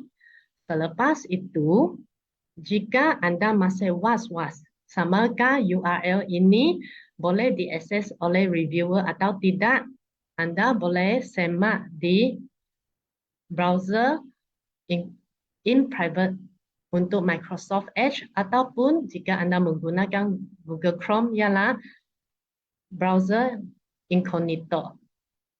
Okey, sama. Klik share, copy link, kemudian klik pada menu setting, pilih in private browsing, pastekan link URL anda di sini, enter. Jika dapat akses di in private browsing, ini bermaksud reviewer anda juga boleh akses kepada link URL anda, maka anda adalah selamat. Kerana step ini memang sangat penting. Ada rakan-rakan saya yang dia tidak mendapat pengiktirafan MIE Expert kerana link URL-nya ialah in private, tidak dapat dibuka atau diakses oleh reviewer. Maka rakan-rakan saya telah menerima email daripada pihak Microsoft menyatakan bahawa sebab mereka tidak mendapat MIE Expert ialah link yang mereka share ini tidak dapat diakses. Okey, maka rakan-rakan saya perlu fokus kepada isu ini untuk nominasi mereka yang seterusnya. Okey. Sekarang marilah kita lihat pada peranan MIE Expert. MIE Expert perlu sentiasa mengintegrasikan penggunaan teknologi dalam PDP. Okey, kemudian MIE Expert juga perlu memberi pementoran kepada guru-guru lain sama ada di sekolah ataupun di institusi lain. MIE Expert juga perlu membantu pemimpin sekolah untuk melaksanakan transformasi sekolah dan sentiasa bersedia untuk perkongsian tentang program-program Microsoft seperti apa yang saya lakukan untuk petang ini. Saya buat sedikit pendedahan tentang Microsoft Educator Program kepada rakan-rakan di atas talian sekarang. Okey, ini merupakan Certificate of Recognition saya selepas saya telah lulus nominasi untuk menjadi MIE Expert. Masihkah anda ingat langkah-langkah untuk menjadi ME dan MAE? Mari kita refresh sekejap. Okay, first step ialah log in ke Microsoft Learn, kemudian klik Training, klik Educator Center, pilih Educator Program, Microsoft Educator, kemudian pergi ke sama ada Microsoft Educator ataupun Microsoft Advanced Educator. Klik Start Learning Path, lengkapkan semua modul dan kemudian semak atau redeem badge dan sijil di bahagian profile. Kemudian untuk MIE Expert, prasyaratnya ialah anda mesti telah mendapat badge Microsoft Educator, Microsoft Advanced Educator, mengaplikasikan sekurang-kurangnya 2 Microsoft Tools dalam PDP, mengumpul bukti ataupun learning artifact, kemudian buatlah nominasi pada 15 November hingga 15 Disember untuk mendapatkan pengiktirafan MIE. Sekiranya warga pendidik ada pertanyaan lanjutan tentang Microsoft Program, anda boleh menghubungi saya di email ini. Okey, anda boleh screenshot atau catatkan email saya. Sebelum saya mengakhiri perkongsian saya ingin memohon maaf daripada penonton sekalian sekiranya ada tersilap kata. Akhir sekali, saya berharap warga pendidik boleh mengambil langkah untuk menyertai Microsoft Educator Program mulai hari ini untuk meningkatkan proficiency dalam bidang teknologi. Ingat, peningkatan kualiti pendidikan era digital bermula dari anda semua. Sekian, terima kasih.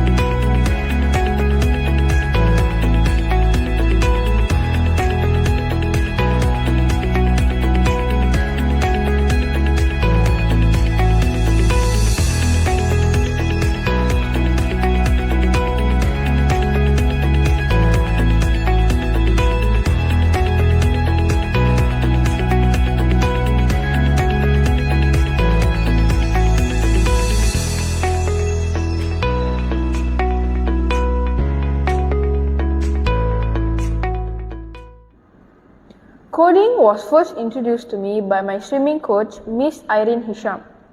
She was the one who was explaining about coding to my parents and recommended QT Kids to them to enroll me to start my coding journey. My dad, who was very keen with her explanation, came home and talked to me about it. Me, who really likes to play games and spend a lot of time on my laptop, said yes and thought it was a very good idea because it will help me in my future to code or create my own game or website.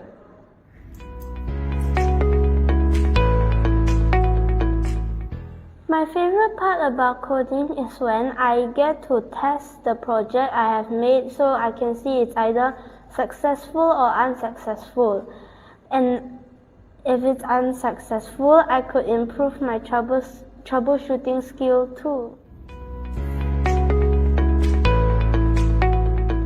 Yeah, I will use it for my future career maybe, so I can be really good at coding. Then most country or university want to accept me as their coder, or maybe I can help people edit their photos or code new games and post it on the app store, and then people will like my game and I'll become more popular.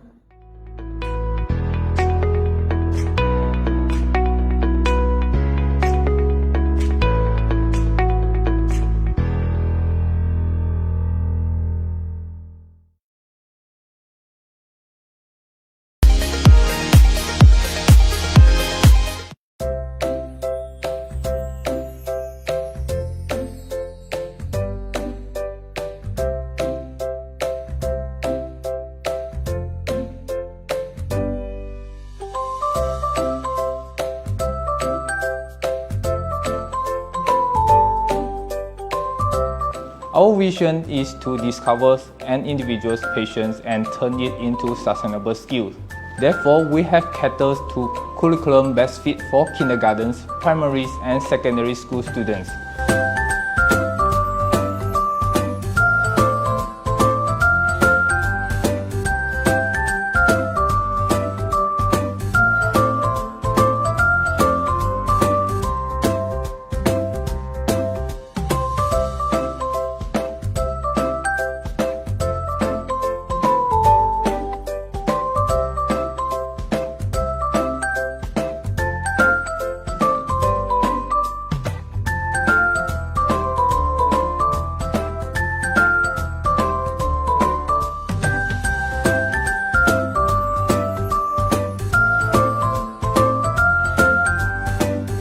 We shall learn and master future-ready skills such as artificial intelligence, robotics, coding, 3D modeling, and so on.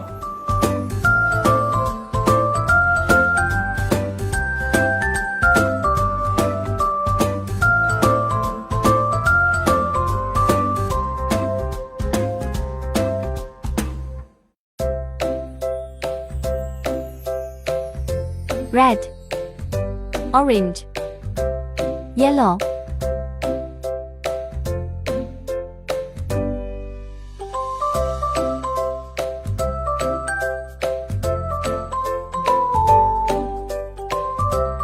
In futures, most of the job will be replaced by robots, machines, and software. Here comes questions. Will robots take over humans? Definitely no. But we must undergo a transformation, reshape education, and reform ourselves.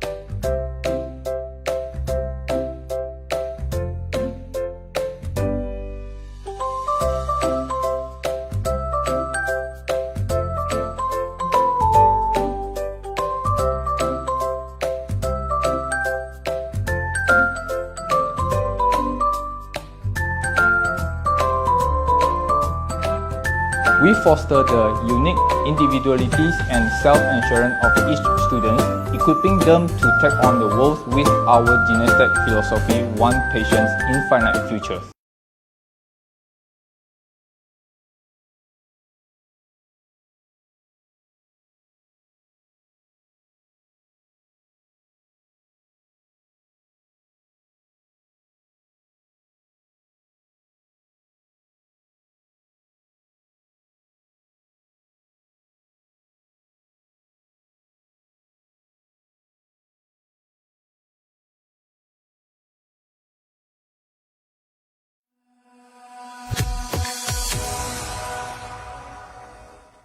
Welcome everybody to Edu360 Academy.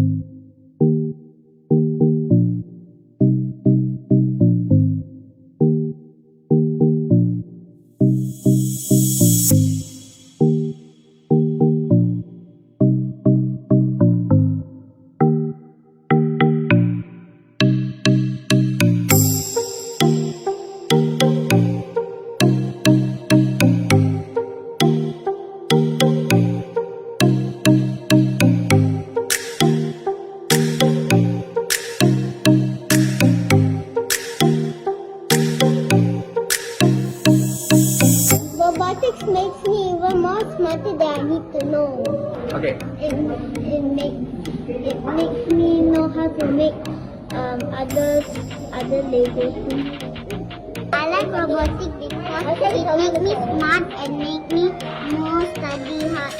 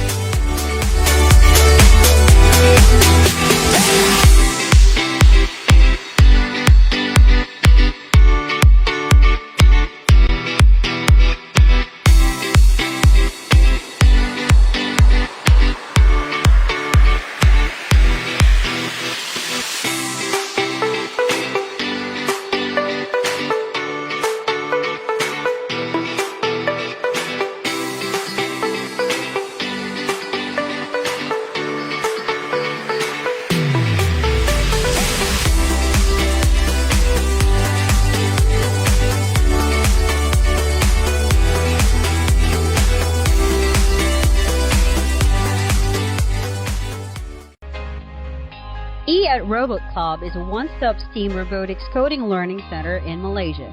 We provide robotics education to students from ages 6 to 16. We adopted Korea and use a robotics teaching module. It is carefully crafted to fit the students' needs in Malaysia. Robot Club is certified by Digital Maker Hub and MYDIGITALMAKER since 2018. Since 2018, our annual national robotics competition are recognized by the Ministry of Education, which is known as STEAM Cup Malaysia. Our headquarters is located at Emporis Kota Damansara. We provide a nurturing, stimulating, and safe environment for our students, facilitated with PC, equipment, 3D printing, and maker lab. As for today, we have more than 30 Robot Club learning centers throughout Malaysia. We educate our students not only through assembling robots, but we focus on practical use of mechanical parts, programming learning, and project management. We emphasize students' growth to ensure the technology we educate them could be beneficial and help them to achieve success in their future.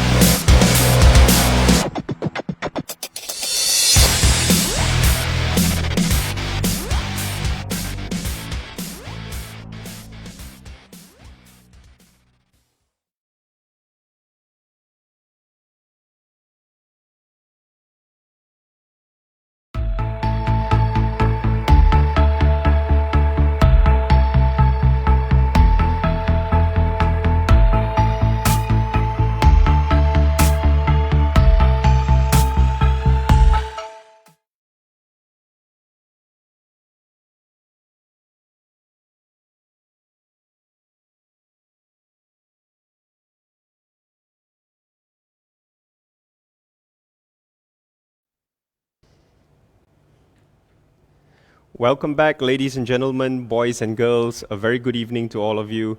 If you have stayed on throughout day 2 of the My Digital Maker Fair 2022 at East Malaysia, I would like to congratulate you. Why? Simple. I'm sure all our past sessions have surely added value for you, and there has been so much of learning to be had, right? The session that we had earlier with Cikgu Voon Zling about Microsoft educator program was so insightful. I think a lot of teachers have also enjoyed the session, and some have even commented to say that they didn't knew some of the things that they were able to do with the program. So that's very, very good sharing by Cikgu Voon. Our next guest is very special. Special because he is in so much demand that when we tried to get him on today's show, I was half expecting for him to say no due to his crazy schedule. But we are so privileged today to have him here, not because he believes strongly in good education, but he's also a local Sabahan. And we'll get to that in a short while. So without further ado, let's welcome Richard Kerr to the show. Richard, good evening. How are you? Very good, Andrew. Thanks for having me today. Yes, and I know you were pressing for time. You just got off the airport. You came back from, I think, also Sabah. Is that right? Yeah, I was in KK yesterday, so just arrived about 1 hour ago. So went straight home for this event. Thank you so much for making it. It's really great. Now, before I shut my mouth and let Richard mesmerize us with his stories and you know, with all his quick tips and top line introduction, Richard today is no stranger on social media platforms. He has grown such a following and presence in spaces like Twitter and Facebook that most people would have heard of him and his postings that has gone viral, right? And in fact, Richard, we did a small little poll on our YouTube channel at this point in time, just before the show started, and we asked, have you heard of Richard Kerr? And obviously most people say yes, and in fact, resoundingly, they say yes, and they know that he is Sabahan, and that you are Sabahan. Oh. So that's fantastic. Today, he is the founder of RK Digital, or more affectionately known as Richard Kerr Digital.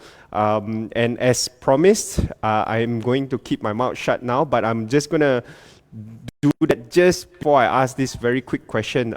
Maybe before we start off with a lot of the sharing that you're going to do, Richard, run us through a little bit in terms of your career background, where you got started, how did you end up being at Richard Kerr Digital as well. So over to you, Richard.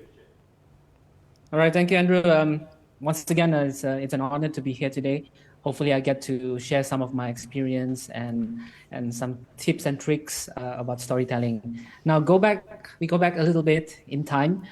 How did I get here? So it was actually a long journey, to be honest. It is not an overnight sort of like success to be here. Mm-hmm. So I started my career quite a long time ago, as you can see from my age, and of course, but the traction actually started to build up over the last 12 months or so. Mm-hmm. But initially, I graduated as an electronics engineer, so I have an engineering background. I studied also multimedia technology engineering. So obviously, I have been in the IT space and of course engineering space. I started my career as a very basic work doing help desk, basically helping people fix their computers and make sure that it can work. So of course that evolved over the years. I work in the IT industry, help set up call centers and those kind of things. And I spent actually 10 years in Beijing, China before returning back to Malaysia, where I decided to see how I can contribute in terms of the country's development. So my first job was in Malaysia was with Magic, which was the government agency that looks after the startup ecosystem in Malaysia. And then I went to Cyberview, which is another government-owned company that looks after the development of Cyberjaya, which is a place that is I'm very passionate of since it was founded in 1997. So I always say that I might be the last few believers of Cyberjaya. And of course, eventually I joined a Malaysian tech company called Aerodyne. So they're actually a drone-based solutions provider, using drones for industries. For instance, using drones to inspect power lines, to inspect wind turbines, solar panels, using drones. So I ended my career at Aerodyne as the Chief Marketing Officer just a couple of months ago, before I decided to start my own company called Richard Kerr Digital, which is branded under my own name to help startups, companies, entrepreneurs to grow through creative marketing and powerful storytelling. That's amazing. It looks like you have spanned across a lot of the tech-related space, building your knowledge and skills and all that. And now, obviously, putting it to very good use with Richard Kerr Digital as well, right? So you also briefed us very shortly about what exactly you do and what you hope to achieve with Richard Kerr Digital, obviously to help startups, entrepreneurs and all that, right? And I do hear a lot of about creative digital storytelling. Could you help, perhaps give us a walkthrough in terms of what is all this creative digital storytelling all about? I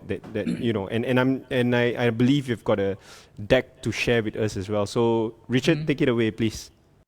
Do you want me to proceed with my presentation? Okay, because your question actually ties to one of my presentations. So I'll just go ahead and start with my sharing today. So at the end of this session, I'm going to open up the floor as well for anyone to ask me questions. So do take note if you have any question. Yep.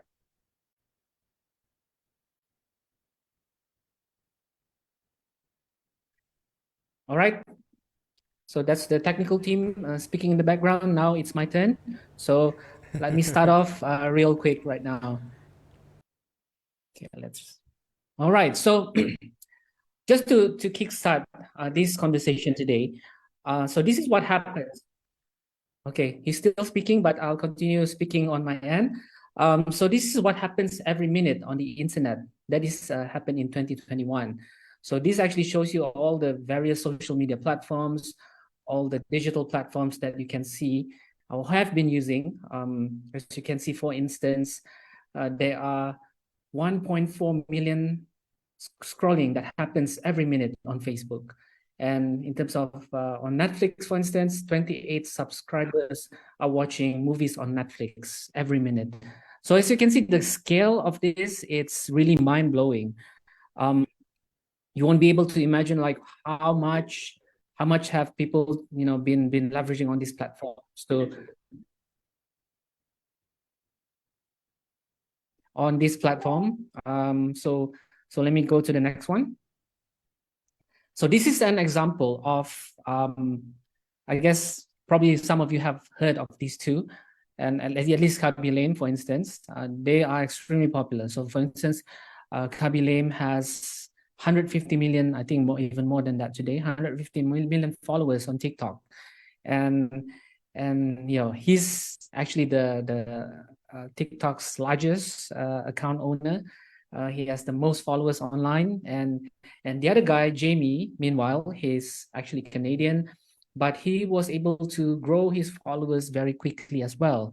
So if you think about it, how did they manage to build so many followers in a short term, or within a short period?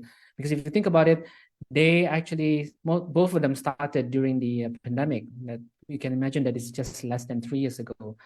So some of the things that they have done that I have observed, they are very genuine people in terms of how they portray themselves on social media. They're very spontaneous in terms of how they present whatever they post online. So I guess because being spontaneous means they're not overthinking. They're not going to say, okay, whether my audience going to like this video or not. Say they just post it, and they make it really simple. So which means it gives opportunities for people to relate to them, because they're not actually anyone before being famous on social media. They're just ordinary people, just like you and I on the street, and they know how to have fun. So for instance, if you look at one of Jamie's most popular video, he was trying to doing a lip sync of Nelly Furtado's song, and while wearing his Power Rangers t-shirt. So that actually went super viral, and even actually people latch on that trends, copying him. And of course, they are being different in their own ways. So they're very unique, and of course, they have the ability to stand out as well on the digital space, and they're actually getting so many followers, and they're able to influence people. Now, this goes back to Andrew's question about digital storytelling, right? So if you think about storytelling, actually goes way back 30,000 BC. Imagine that, how long time ago was that? And of course, one of the earliest ways of people to do storytell is through these cave drawings. And of course, it has evolved over the last few thousand years. Of course, over the last few decades at least, it has evolved very rapidly. For instance, when the television was created, it was essentially a storytelling medium, but in the analog format. But since the computer has been built and everything, and of course, all the social media, storytelling has evolved to become digital storytelling. It is sort of like what you see and experience today. And for a lot of people, they use storytelling for many things. And of course, if you are looking at to build your presence, to sell things, you can use storytelling because features tell, but stories sell. Okay, so before I proceed, Andrew, do you want to ask any question or should I just continue? Yeah, go ahead. Go ahead. All right. So why do you need to build a strong digital presence? I think this is, I guess, a lot of people want to build their digital presence for many, many things. Of course, one of them is create opportunities. Because if you think about how media has evolved over the years, in the beginning, you have these all big media companies really controlling the media space, the narrative, and everything. But since the social media storm has started, people has been given the opportunities to have their voice. So that means they're open to new opportunities. They're able to grow as well. So I gave you the examples of the two people, Jamie and Kabi Lane, how they were able to grow so quickly within a short period, and really charting their path for success. And of course, thirdly, it's about influence. I think for a lot of people, they have their expertise. They should really take the opportunity to teach people as well and be that thought leader that people can relate to. And of course, from there, you can build your influence. Now, I'm going to jump off straight quickly to the kind of storytelling framework that you can use either for your work or for your business or even in the education space. So these are the 5 different framework that I have learned, and of course from others. These are the 5 key ones, and I will actually go through each one and highlight how different it is and how you can use it for a different storytelling style for your for whatever you want to do. All right, so firstly, it's about the Pixar framework. So of course, you guys would know already about Pixar, the one of the most famous Disney's animation. So this is very typical. If you look at all the animation or cartoons that you watch by Disney, they use pretty much the same framework every time. So let me go through the next one. So this is how it looks like, right? For Finding Nemo. So you have this, say, once upon a time, there were 2 fishes, Marlin and his son Nemo. So every day, Marlin warned Nemo about the dangers of the ocean. And then one day, Nemo, he ignored the warnings and he swam to the sea and he was captured by a diver. And because of that, Marlin embarked on a journey to find Nemo. So, and until finally, Marlin found Nemo and realized that love depends on trust. So there is already a framework. If you look at this, right, there's like a basic framework, and these are the things that you potentially would be able to use as well for any for whether you want to talk about your project or whatever you experience on a day-to-day basis. Because people, when they see there's a sort of like a structure to what you're trying to tell, they would be able to engage with you. Now, have you watched this, Andrew? Yes, Uncharted, yes. From the game itself as well, yes. Yeah, so we call it the WTH framework. So you can Google what WTH for. It's like what the hell, right? So if you notice, if you've watched this before, as soon as the movie starts, it actually starts in the heat of the action. You will see Tom Holland was like, I think he fainted. He fainted, and then suddenly then there's the camera starts to zoom out, and you can actually see him actually hanging from this aeroplane, and flying like few thousand feet on the air. And these are the kind of storytelling method that has been used very widely in the Hollywood films. So it's of course Uncharted films, for instance, right? They have been doing this many times. They really go to the middle and then they go back to the beginning. They call this reverse chronology. So when you do a storytelling, it's not always about start from the beginning and then A to Z. You can always start in the middle and go to the front and go to the back. And this actually keeps the audience sort of like engaged, as long as you don't make them so confused. And you can use this kind of storytelling method as well. And of course, thirdly, it's about the story brand frameworks. Of course, if you look at this poster, I think Andrew would be able to tell from which movie is this, right? Yeah, so similarly, way Hollywood films do as well, they would have a character. So a character in this sense would be your customer. So if you have a business, it can be your customer. And then that customer has a problem, or that character has a problem, and they need to be solved. And then that character or your customer meets you, and you will have to guide your customer in order to solve that problem. And then you give them the plan, the solution, basically, give them the call to action, how to do it by using that solution. And the end result would be you help them solve that problem. So this is quite a powerful way, especially if you're trying to sell a product. And this is, Hollywood does this all the time as well. And if you look at this screen in front of you, this is how the Star Wars story brand framework works. So you have the character Luke Skywalker, and then Matt has the problem with the evil empire. The evil empire was trying to chase after him. Then he met Yoda and Obi-Wan to basically they were the Jedi who trained him to develop his skills, gave him the plan, and of course they fought using that lightsaber.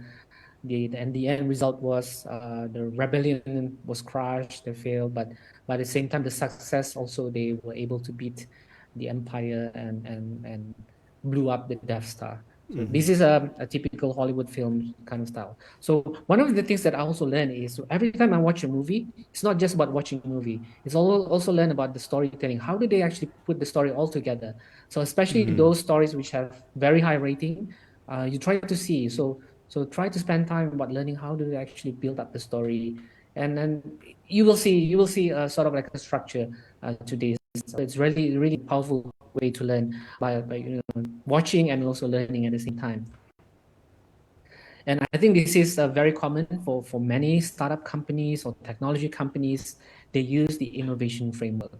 It's very easy actually if you think about it. It is, for instance, when Steve Jobs launched the iPhone in 2007, I think it was one of the most powerful pitch basically when he was introducing the iPhone. We can find this video on YouTube. Just have a look at it. I think as an Apple user myself, it got me excited when I watch it. And in fact, one of my entrepreneurship journeys, when I was still in China back then, I started a side business fixing iPhones. So I have a side story to that, which I will share later or one day. But if you look at this framework, when he presented about the iPhone, he basically sets the stage. What is the current reality when before the touch screen kind of smartphone was started? So there was like a mix of half touch screen, and you have those little keyboards, especially those BlackBerry phones, right? So I don't think he liked it. So that's why he wanted to build created another type of phone. And then he was showing like the outdated solutions that I just mentioned about those tiny keyboards on your smartphones. And the solution was the new product. So if you were able to watch his keynote presentation about the iPhone, he actually mentioned about the iPhone is basically consists of 3 different things. It is a phone, it is an internet navigator, and there was one thing I forgot. So he mentioned, but that new product. But if you think about it, this new product is not really new. It is basically a combination of different things to make it to something different. And at that point in time, of course, that was really cool. And in fact, if you think about it, over the last, since 15 years roughly, we have not really seen any groundbreaking device. So it has an impact to the people or today, or humanity or mankind, you would say. We have been using the smartphones over the last 15 years, basically. And he gave the proof. He mentioned about how people would be able to benefit from the smartphone, and he showed the way that to how do people he would be able to tackle the objections from people by really convincing how amazing the product is. And of course, the new world would be the life with new product, how it has transformed people's lives in terms of using this device. Yep. So it can be very similar to what you do as well. For instance, it is really showing about the transformation from nothing to something, to something bad to something great. And if you follow this innovation framework, especially if you are trying to sell or promote products that is tech related, you should be using this one because it's very easy. If you look at the structure in terms of how you can storytell, and people will be able to get it right away. And last but not least, this famous movie in the 80s. I was still a kid back then, but I can vividly remember. You remember this, right? Yes. Okay, so this is Rocky basically. So this is very cool. I think this is very cool for many people because of this underdog concept. So underdog basically people who is unknown, right? It's suddenly they came out of nowhere and became the hero. So you can use this one, and people can really relate to this one because I think for a lot of people, when they want to get inspiration from others, they would actually try to learn from people who are maybe just 3 or 4 steps in front of them. They would not be able to really emulate or get inspired from people who are really super successful already. So you want to learn from people who are just 2 or 3 steps away from you. So if you look at the underdog framework, which I will just go to the next one. So Rocky, he was a club boxer, but he was invited to fight a world champion, and his name was Apollo, right? So Rocky, in the beginning, he was hesitating. He didn't feel confident, but he ended up wanted to accept the challenge anyway. And then, of course, when his mentor Mickey was training him, he struggled, so he had to go through tough training sessions with him. And then eventually he managed to complete his training and ready to fight. And of course, the darkest moment would be the typical, he would lose first before he became successful. So Apollo really kicks Rocky's ass for most of the battle until Rocky became the world champion. And you can use this. I think it is great for many companies we just started to emerge. We can use this concept. And even if you want to tell your story when you have already achieved certain kind of success, and then when you are able to tell this kind of underdog framework, you will be able to inspire, especially your customers or your followers. And I guess those also fall under the inspiring stories, right? A lot of brands today would pull the heartstrings of their readers, their viewers, their listeners by telling that Rocky framework that you just shared as well. Yes, absolutely. So if you think about like a lot of these successful brands today, they're not an overnight success, right? So they have to go through so many struggles. And I highlighted it in this a lot of my postings in my tweets about these Asian brands, the struggles that they have to go through in the beginning when they're trying to build their business. They're trying to get loans from banks, and banks did not want to layan them, like they don't want to give them loans. But eventually they still go through the struggles, they still work hard, and they achieve their success. So it is basically a Rocky framework, the underdog framework. That's great. All right. So of course I don't have to dwell so much in terms of telling all these digital platforms for storytelling. You guys are probably know this so much already. You are using them on a daily basis, depending on what you're trying to do, or for your business, or even for your education, or whatever you're doing. So these are all the different platforms. I personally use Facebook, LinkedIn, Twitter, and TikTok, and each one has its own unique followings in terms of users who are on board. But if you look at the what they have, basically, in essence, they all ran by algorithm, because this algorithm would actually help to make sure that your post goes to the right audience. And of course, as I mentioned, each one is unique. Yep. It has its own audience. For instance, if you talk about LinkedIn, there are a lot of business people inside LinkedIn, a lot of the decision-making positions, owners of companies. So it's good. It's good to be able to latch on each one. If you're able to spend time building your presence on each of these, it opens up different types of opportunities. So which is good. And as I mentioned, because of the different platforms, you're actually open yourself to different types of audience who would be able to understand what you're trying to do, and you can push out the influence that you're trying to do across all these different platforms. And of course, I think all of these five that you see, the big ones are really big in Malaysia, but if you go to other countries, of course, YouTube is also popular in Malaysia, but in other countries like Snapchat in the US, Reddit's a big thing in the States, but in Malaysia they have some followers on Reddit. You can even use Pinterest, Snapchat. You can use Medium if you like to post articles, and even you can go do your what do you call that, podcast as well on Spotify. I think Spotify is something that I'm trying to explore. When I'm not too occupied, I would like to maybe try develop content on Spotify and actually That's great. Yeah, just trying to see what are the opportunities are.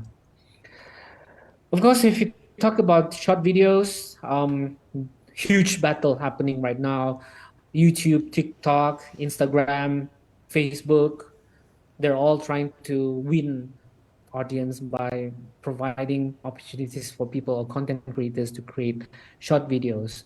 I think this is very relevant because of how people's attention span has gotten much shorter compared to many, many years ago. So people just want to consume information very quickly. So if you're able to leverage on these short videos trends, I think you will be able to build your attraction and build your influence. And I'm going to give you one example about the experiment that I did. So in August, I had about 900 followers on TikTok, but today, just about 2 months later, I have 48,000 followers. So it grew. I think it grew pretty quick within a short period. If you can see the graph that I screenshot from my account, there's the growth was like not linear at all. This is actually exponential. So if you can see between August to September, it was like quite exponential, the hockey stick, right? And of course, eventually after September, it is just tapered because I did not post any content after that. So the experiment that I did was, I said, I want to do one video each day for the next 30 days. So that was in August. I failed because I was not able to post one video each day, but I was able to post about 22 videos within that 30 days. So still okay. And I was able to learn some of what works, what doesn't work, what content people like. So some of these videos, you can check my TikTok, some of them has already reached about 800,000 views. But with everything combined, I think easily more than 1 million views already across. So what I did was I did a storytelling about all these successful Malaysians, what they've done for the country, the jobs that they have created, and some of the things that are so inspiring, so that people would be able to know who are these icons, what have they contributed to the country. So I think that actually I found my niche in this space by doing a lot of storytelling for these kind of businesses. So I was glad. I was glad that I did this experiment because then I get to learn, and I'm able to advise my customers as well if they want to build their brands on TikTok, for instance, because TikTok really opens up a brand new audience that you have not seen anywhere. Because a lot of them are not even on Twitter. There are a lot of them are not on Facebook. And TikTok really opens up to brand new audience and it gives a lot of exposure because videos on TikTok can easily get viral if the content is really good. Yep. And I've also been sharing about STEM stories. So for you educators watching this today, there's a great opportunity to tell your stories, especially if you want to talk about STEM. As you know, science and technology, engineering, math sometimes can be terrifying for some students. But if you can really simplify the story, people will be able to relate to them and generate interest. So I talk about these two ladies, these two amazing ladies who graduated and joined Tesla, for instance, Miss Fakira, and the other girl is Miss Erdina. She graduated from Virginia Tech, and they are both amazing talent. Hopefully they get to especially Miss Fakira, to return back to Malaysia one day and contribute to the country. I believe the other girl, Miss Erdina, if I'm not mistaken, she already returned back to Malaysia and joined one of the multinational companies. And I mentioned to you, I do storytelling for businesses. I found my niche in this space, and that is why I want to use this opportunity to help entrepreneurs and business and corporates, especially a lot of them have great products, great services, but a lot of times we do not know about them. And I want to see how I can build my platform to become bigger and give them this opportunity that I would be able to share what they do and highlight the success or the struggles that they have gone through, and to inspire more people to do their own business, to be entrepreneurs and start something that would change, that would impact humanity or mankind. Then I'll go through quickly about my inspiration is always about Simon Sinek. I guess you guys probably know him already. You can just Google him up. He mentioned about people don't buy what you do, they buy why you do it. So that is why it is very important. You always start with why. Because a lot of the people that when they're trying to promote what they're trying to do, whether it's products or services, they always start with what, or even sometimes how. They don't start with why. Because if people would be able to understand your purpose or your cause and what do you believe in, they would be able to get inspired, and they would try to connect with you and try to understand how do you do it, and of course what can you do with it. And this is actually can be really powerful if you know your why. So what is my why for Richard Kerr Digital? I see this has great potential to be a media company that will be able to tell business stories or any kind of story to drive or impact humanity, society, and mankind. And that is something that I would like to achieve one day. And I believe I would be able to get there as long as I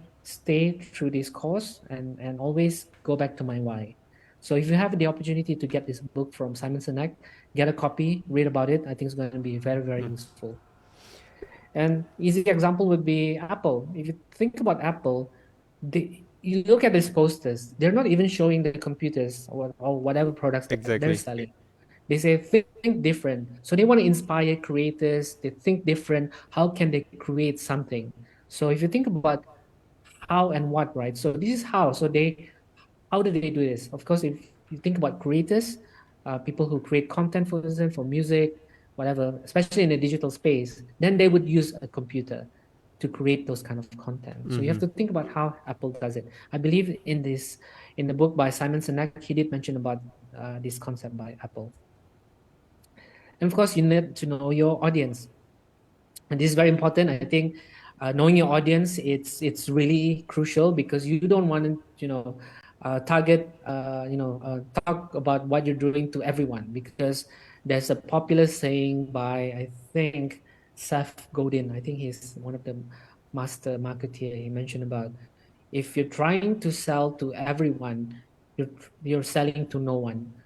So basically, you need to know your niche, you need to know your audience, and so I'm not going to dwell so much about this, but you can basically understand there's a baby boomer, there's a Gen X, Gen Y, and they all reside or use different types of platforms. So whichever platform that you're using, whether it's TikTok, whether it's Facebook, you must be able to know your audience and how they react to it.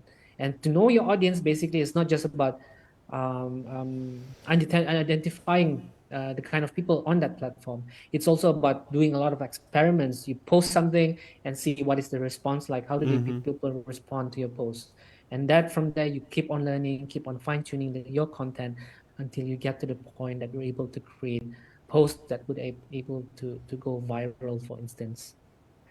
and help your audience understand your idea. This is so important. I believe I used this concept, and that's why I was able to grow my followers. I mean, not that big. I mean, I was able to grow my followers and build traction by simplifying a lot of the ideas. Because if you're trying to put too many jargons, especially those in the technical space, people are just going to turn off. Once you start with a sentence full of jargons, they're just okay, this is just going to be a technical presentation, and people are just going to start looking at their phones.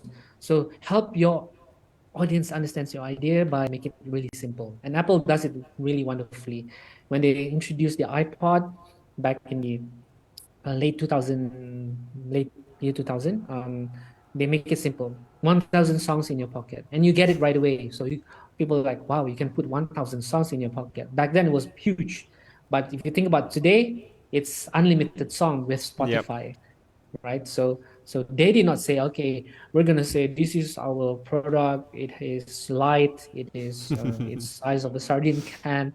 So they just make it really simple. So think about how can you simplify your idea so that people will be able to understand. One of the things that I always tell my customers is, imagine you're trying to tell your idea to a 5-year-old. If a 5-year-old is able to understand what you're trying to say, then you're able to build, the traction. Visualize. I think visualize is very important, especially in the digital space. People nowadays, they don't want to read so much. So if you look at the comparison of this right in front of you, you see all these tables, and you look at these tables and said, okay, I have to think about what is this about, and then you get distracted, and then you just don't want to look at it anymore. But imagine how Apple does it. For instance, they just show that actual size of that phone on the screen and just say it's only 11.5 millimeter, and they even crafted it, the copywriting, like, now that's thin. So these are all copywriting skills that we also need to learn, but it gives you a lot of opportunities to really push out your ideas and influence people if you're able to visualize your facts and really make it simple for people to understand. And Apple, I always give the Apple example because they do really well in marketing. So they do something called the rule of three. The rule of three, basically putting ideas and concepts into 3 parts or 3 key points. Because I think the human mind has, although it has unlimited potential, but the way the human mind captures information has limitation. For instance, if you do a presentation, if you put too many things on the slide, people won't be able to get it. So you really try to simplify it as much as possible, put it in 3 key points that people are able to absorb. Sometimes you may have a product that has like 20 different features, but you may want just to highlight 3 features that are actually very important. Sorry, my cat is calling. And if you look at this, how do you connect to your audience, for instance? If you look at this screen immediately, I'm applying the rule of 3. Yeah. I'm talking about you need to be passionate, especially if you have your products or your services or the idea that you're trying to push. Always be very passionate about what you're trying to do. Be relatable. Put yourself, to the level of your audience so that they'll be able to understand what you're trying to say. And of course, most importantly, you must be able to evoke emotions, because people think, people, relate to what, if you're able to create that emotion, people will remember. So if I can give you one example. If you think about how the creative industry in Thailand, for instance, when they create all these advertisements, right? So a lot of these advertisements, they really evoke emotions, because when you watch in the beginning, the end is like totally different. There's always, it's totally different from what you're expecting. So that actually creates evoke emotions, and you remember. And when I say remember, it's not always about, especially in marketing, it's not always about when you post something you want to sell right away.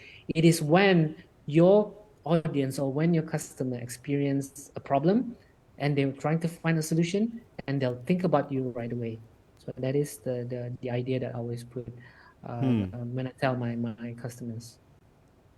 There are tons of online tools that you can use to create content, to create your stories. these are just some examples. You can Google for them. You can find this very easily. Jasper, for instance, we're able to create a marketing copy for you automatically. Yes, some like flat icon will be able to help generate icons for images for your presentation. And Canva is a great example. Canva is great, yeah. Yeah, you can do so many things today. I also use a tool called Vid.io. Vid.io is basically a video creation tool that I am able to do a quick prototype video for my customers. It has a lot of stock footage, stock videos that you can use, and really build a full length video very quickly that we're able to give for your customer to review. One example I just want to share about her case.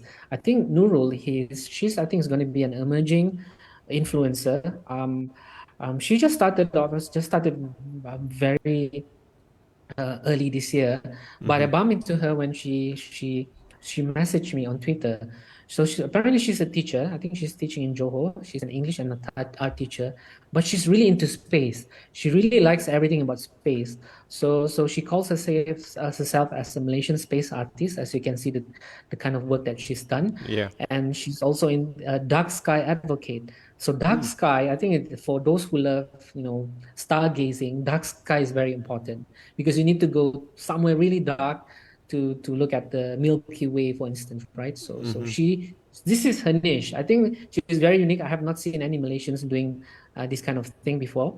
And the great thing is, when her story was discovered, SAIS wrote about her, and most recently in September she traveled to France. She participated in this event, sort of like a space event in Paris, and she shared the stage with some of the leading women on talking about the STEM and space and how they can inspire others. And these are just examples of women in STEM. So a lot of them, they do build their followers on TikTok. Kate Bacon, for instance, interesting name. She has like 1.4 million followers when I screenshot this about 2 months ago. And I also gave an example of Shahira. So Shahira, I think her followers are growing, and I think she can be a great influencer. She can really inspire people. And in fact, if you look at the right hand side, there's actually a video that she created. I'm not able to play this because this is a PDF document. Now, I want to share with you some of the trends that are happening in this year. I think it will continue to next year as well. The creator economy will boom. We'll get to see more and more creators. In fact, Facebook has gave access to some people to convert their Facebook ordinary account to professional mode. It allows them to create content, get analytics of the content that they posted. They can also generate money or monetize from the content by putting on videos. So Facebook is really trying to really compete head-on with TikTok. More streamlined social commerce, so people are now able to buy directly from TikTok, for instance, when you're talking about microphone, for instance, right? So people sometimes they try to promote microphones, and if you watch at it, and then you're able to buy it right away. So it's different from what happened a few years ago when you see something on YouTube, for instance. Okay, you like that product, and then you go to another platform, you look for it, you search for it, and you buy from there. Now they integrate that, so that's why they call it social commerce. Short form vertical video will stay. Of course, if you look at TikTok, they always encourage very short videos, but now they're experimenting videos up to 3 minutes. So they're looking and try to see which actually works. For my example, when I do my TikTok, it's always about under 3 minutes. So I try to even make it shorter to make it compatible for Facebook Reels. So this is something that I'm working on right now. Memes is very popular. I think if you look at like some of the most popular social media pages in Malaysia today, like Jesse Cinema, I think also Nando's, maybe Mydin, they do a lot of memes.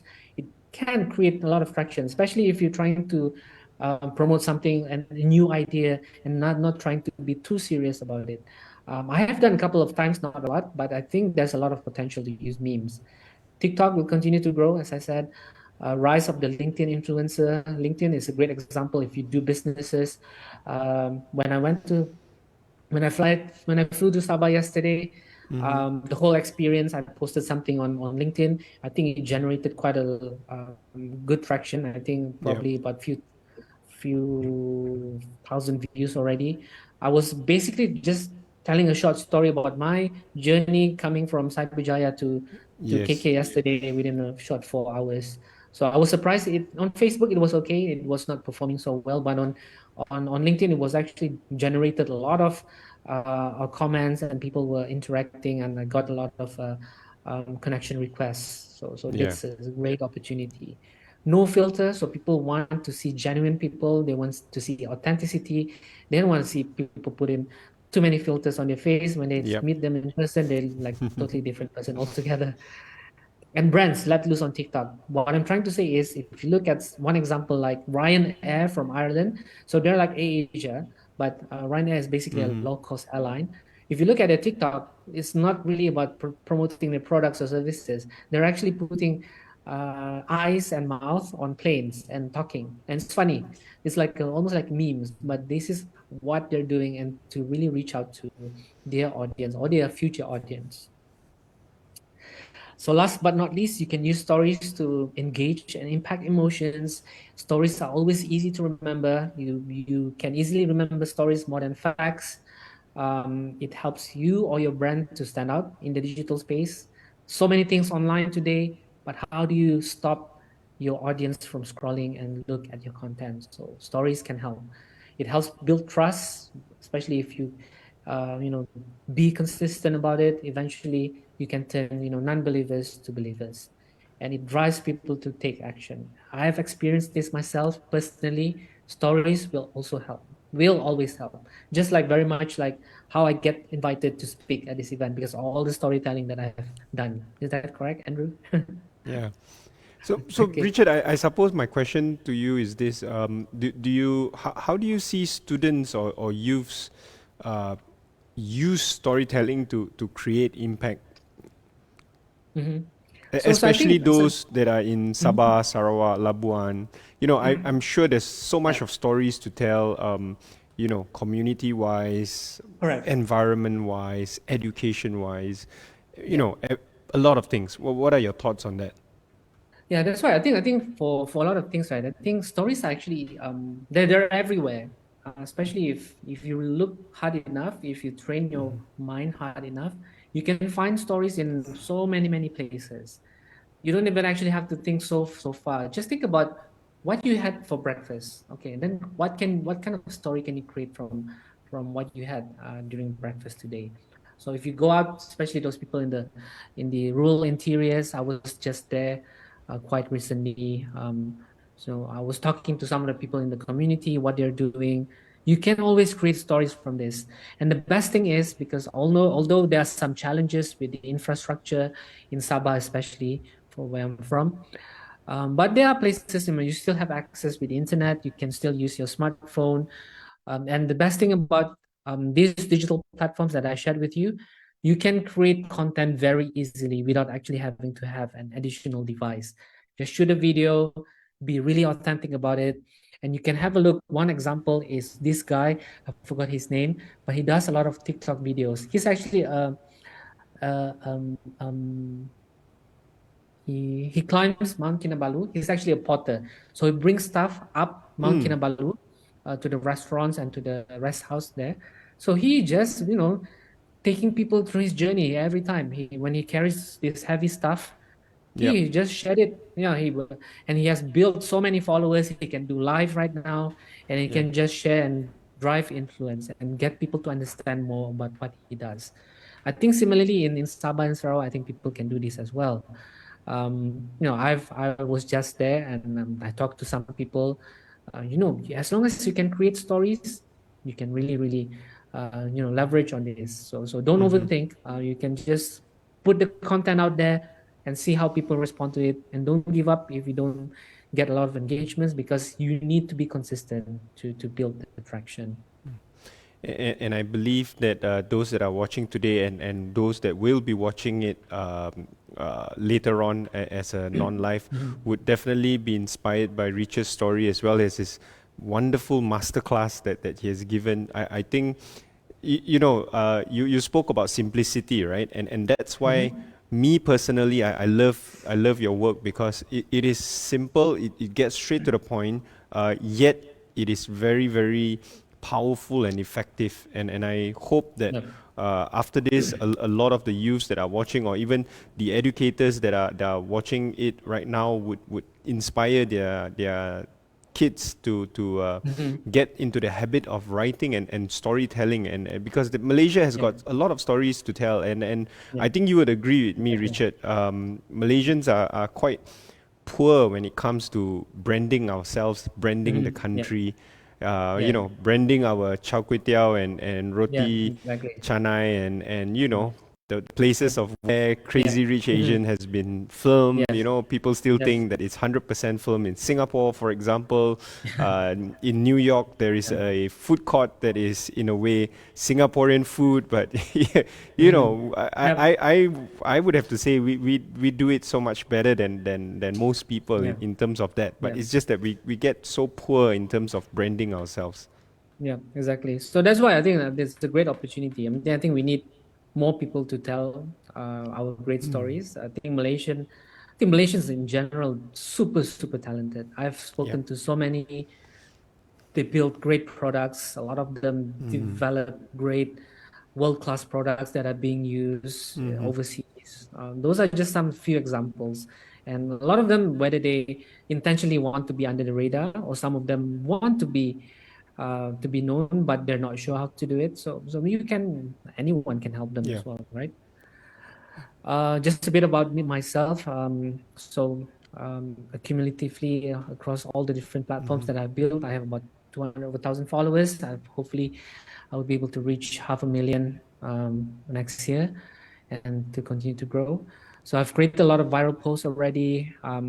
I've done a lot of digital marketing and experimenting a lot of things. So I know what works, what doesn't work. Engineering background, I've already mentioned to you. Used to live in Beijing, working there. I used to work at Magic. I do a lot of community and ecosystem building as well.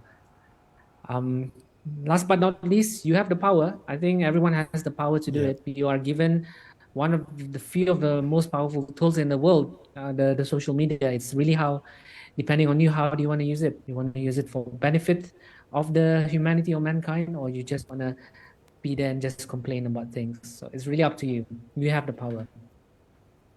So that's it. I think we have a few more minutes for you to ask me anything. Happy to answer any questions if there's anything from the audience or from you, Andrew. Wonderful sharing there, Richard. I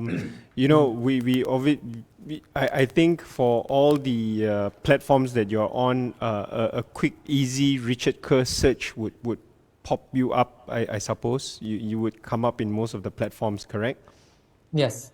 Okay, great. So that's how our audience can follow or get in touch with Richard if they're interested to know a little bit more about their work, or to perhaps get him on board to do some stuff as well. Now, last words from you, Richard, before we close off the session. I just want to ask if you have, what are your aspirations, and what do you hope to see in the future for education in Borneo specifically? I think I'm always into entrepreneurship. I think Borneo has great potential to be at par with in terms of the development in Peninsula through entrepreneurship, because I think entrepreneurship is the only way to go. It is actually very evident already. Entrepreneurship will drive the economy. In fact, SMEs are really driving Malaysia's economy. Because they create jobs, they create ecosystems, they create supply chain. So I think for education, right? Education, of course, it needs to evolve. And if education people will be able to put more elements of entrepreneurship, it would inspire more youth to go into entrepreneurship, to create something. Because as I mentioned, this is a creative cashless economy. It's no Yes. longer about these Fortune 500 companies building products for the people.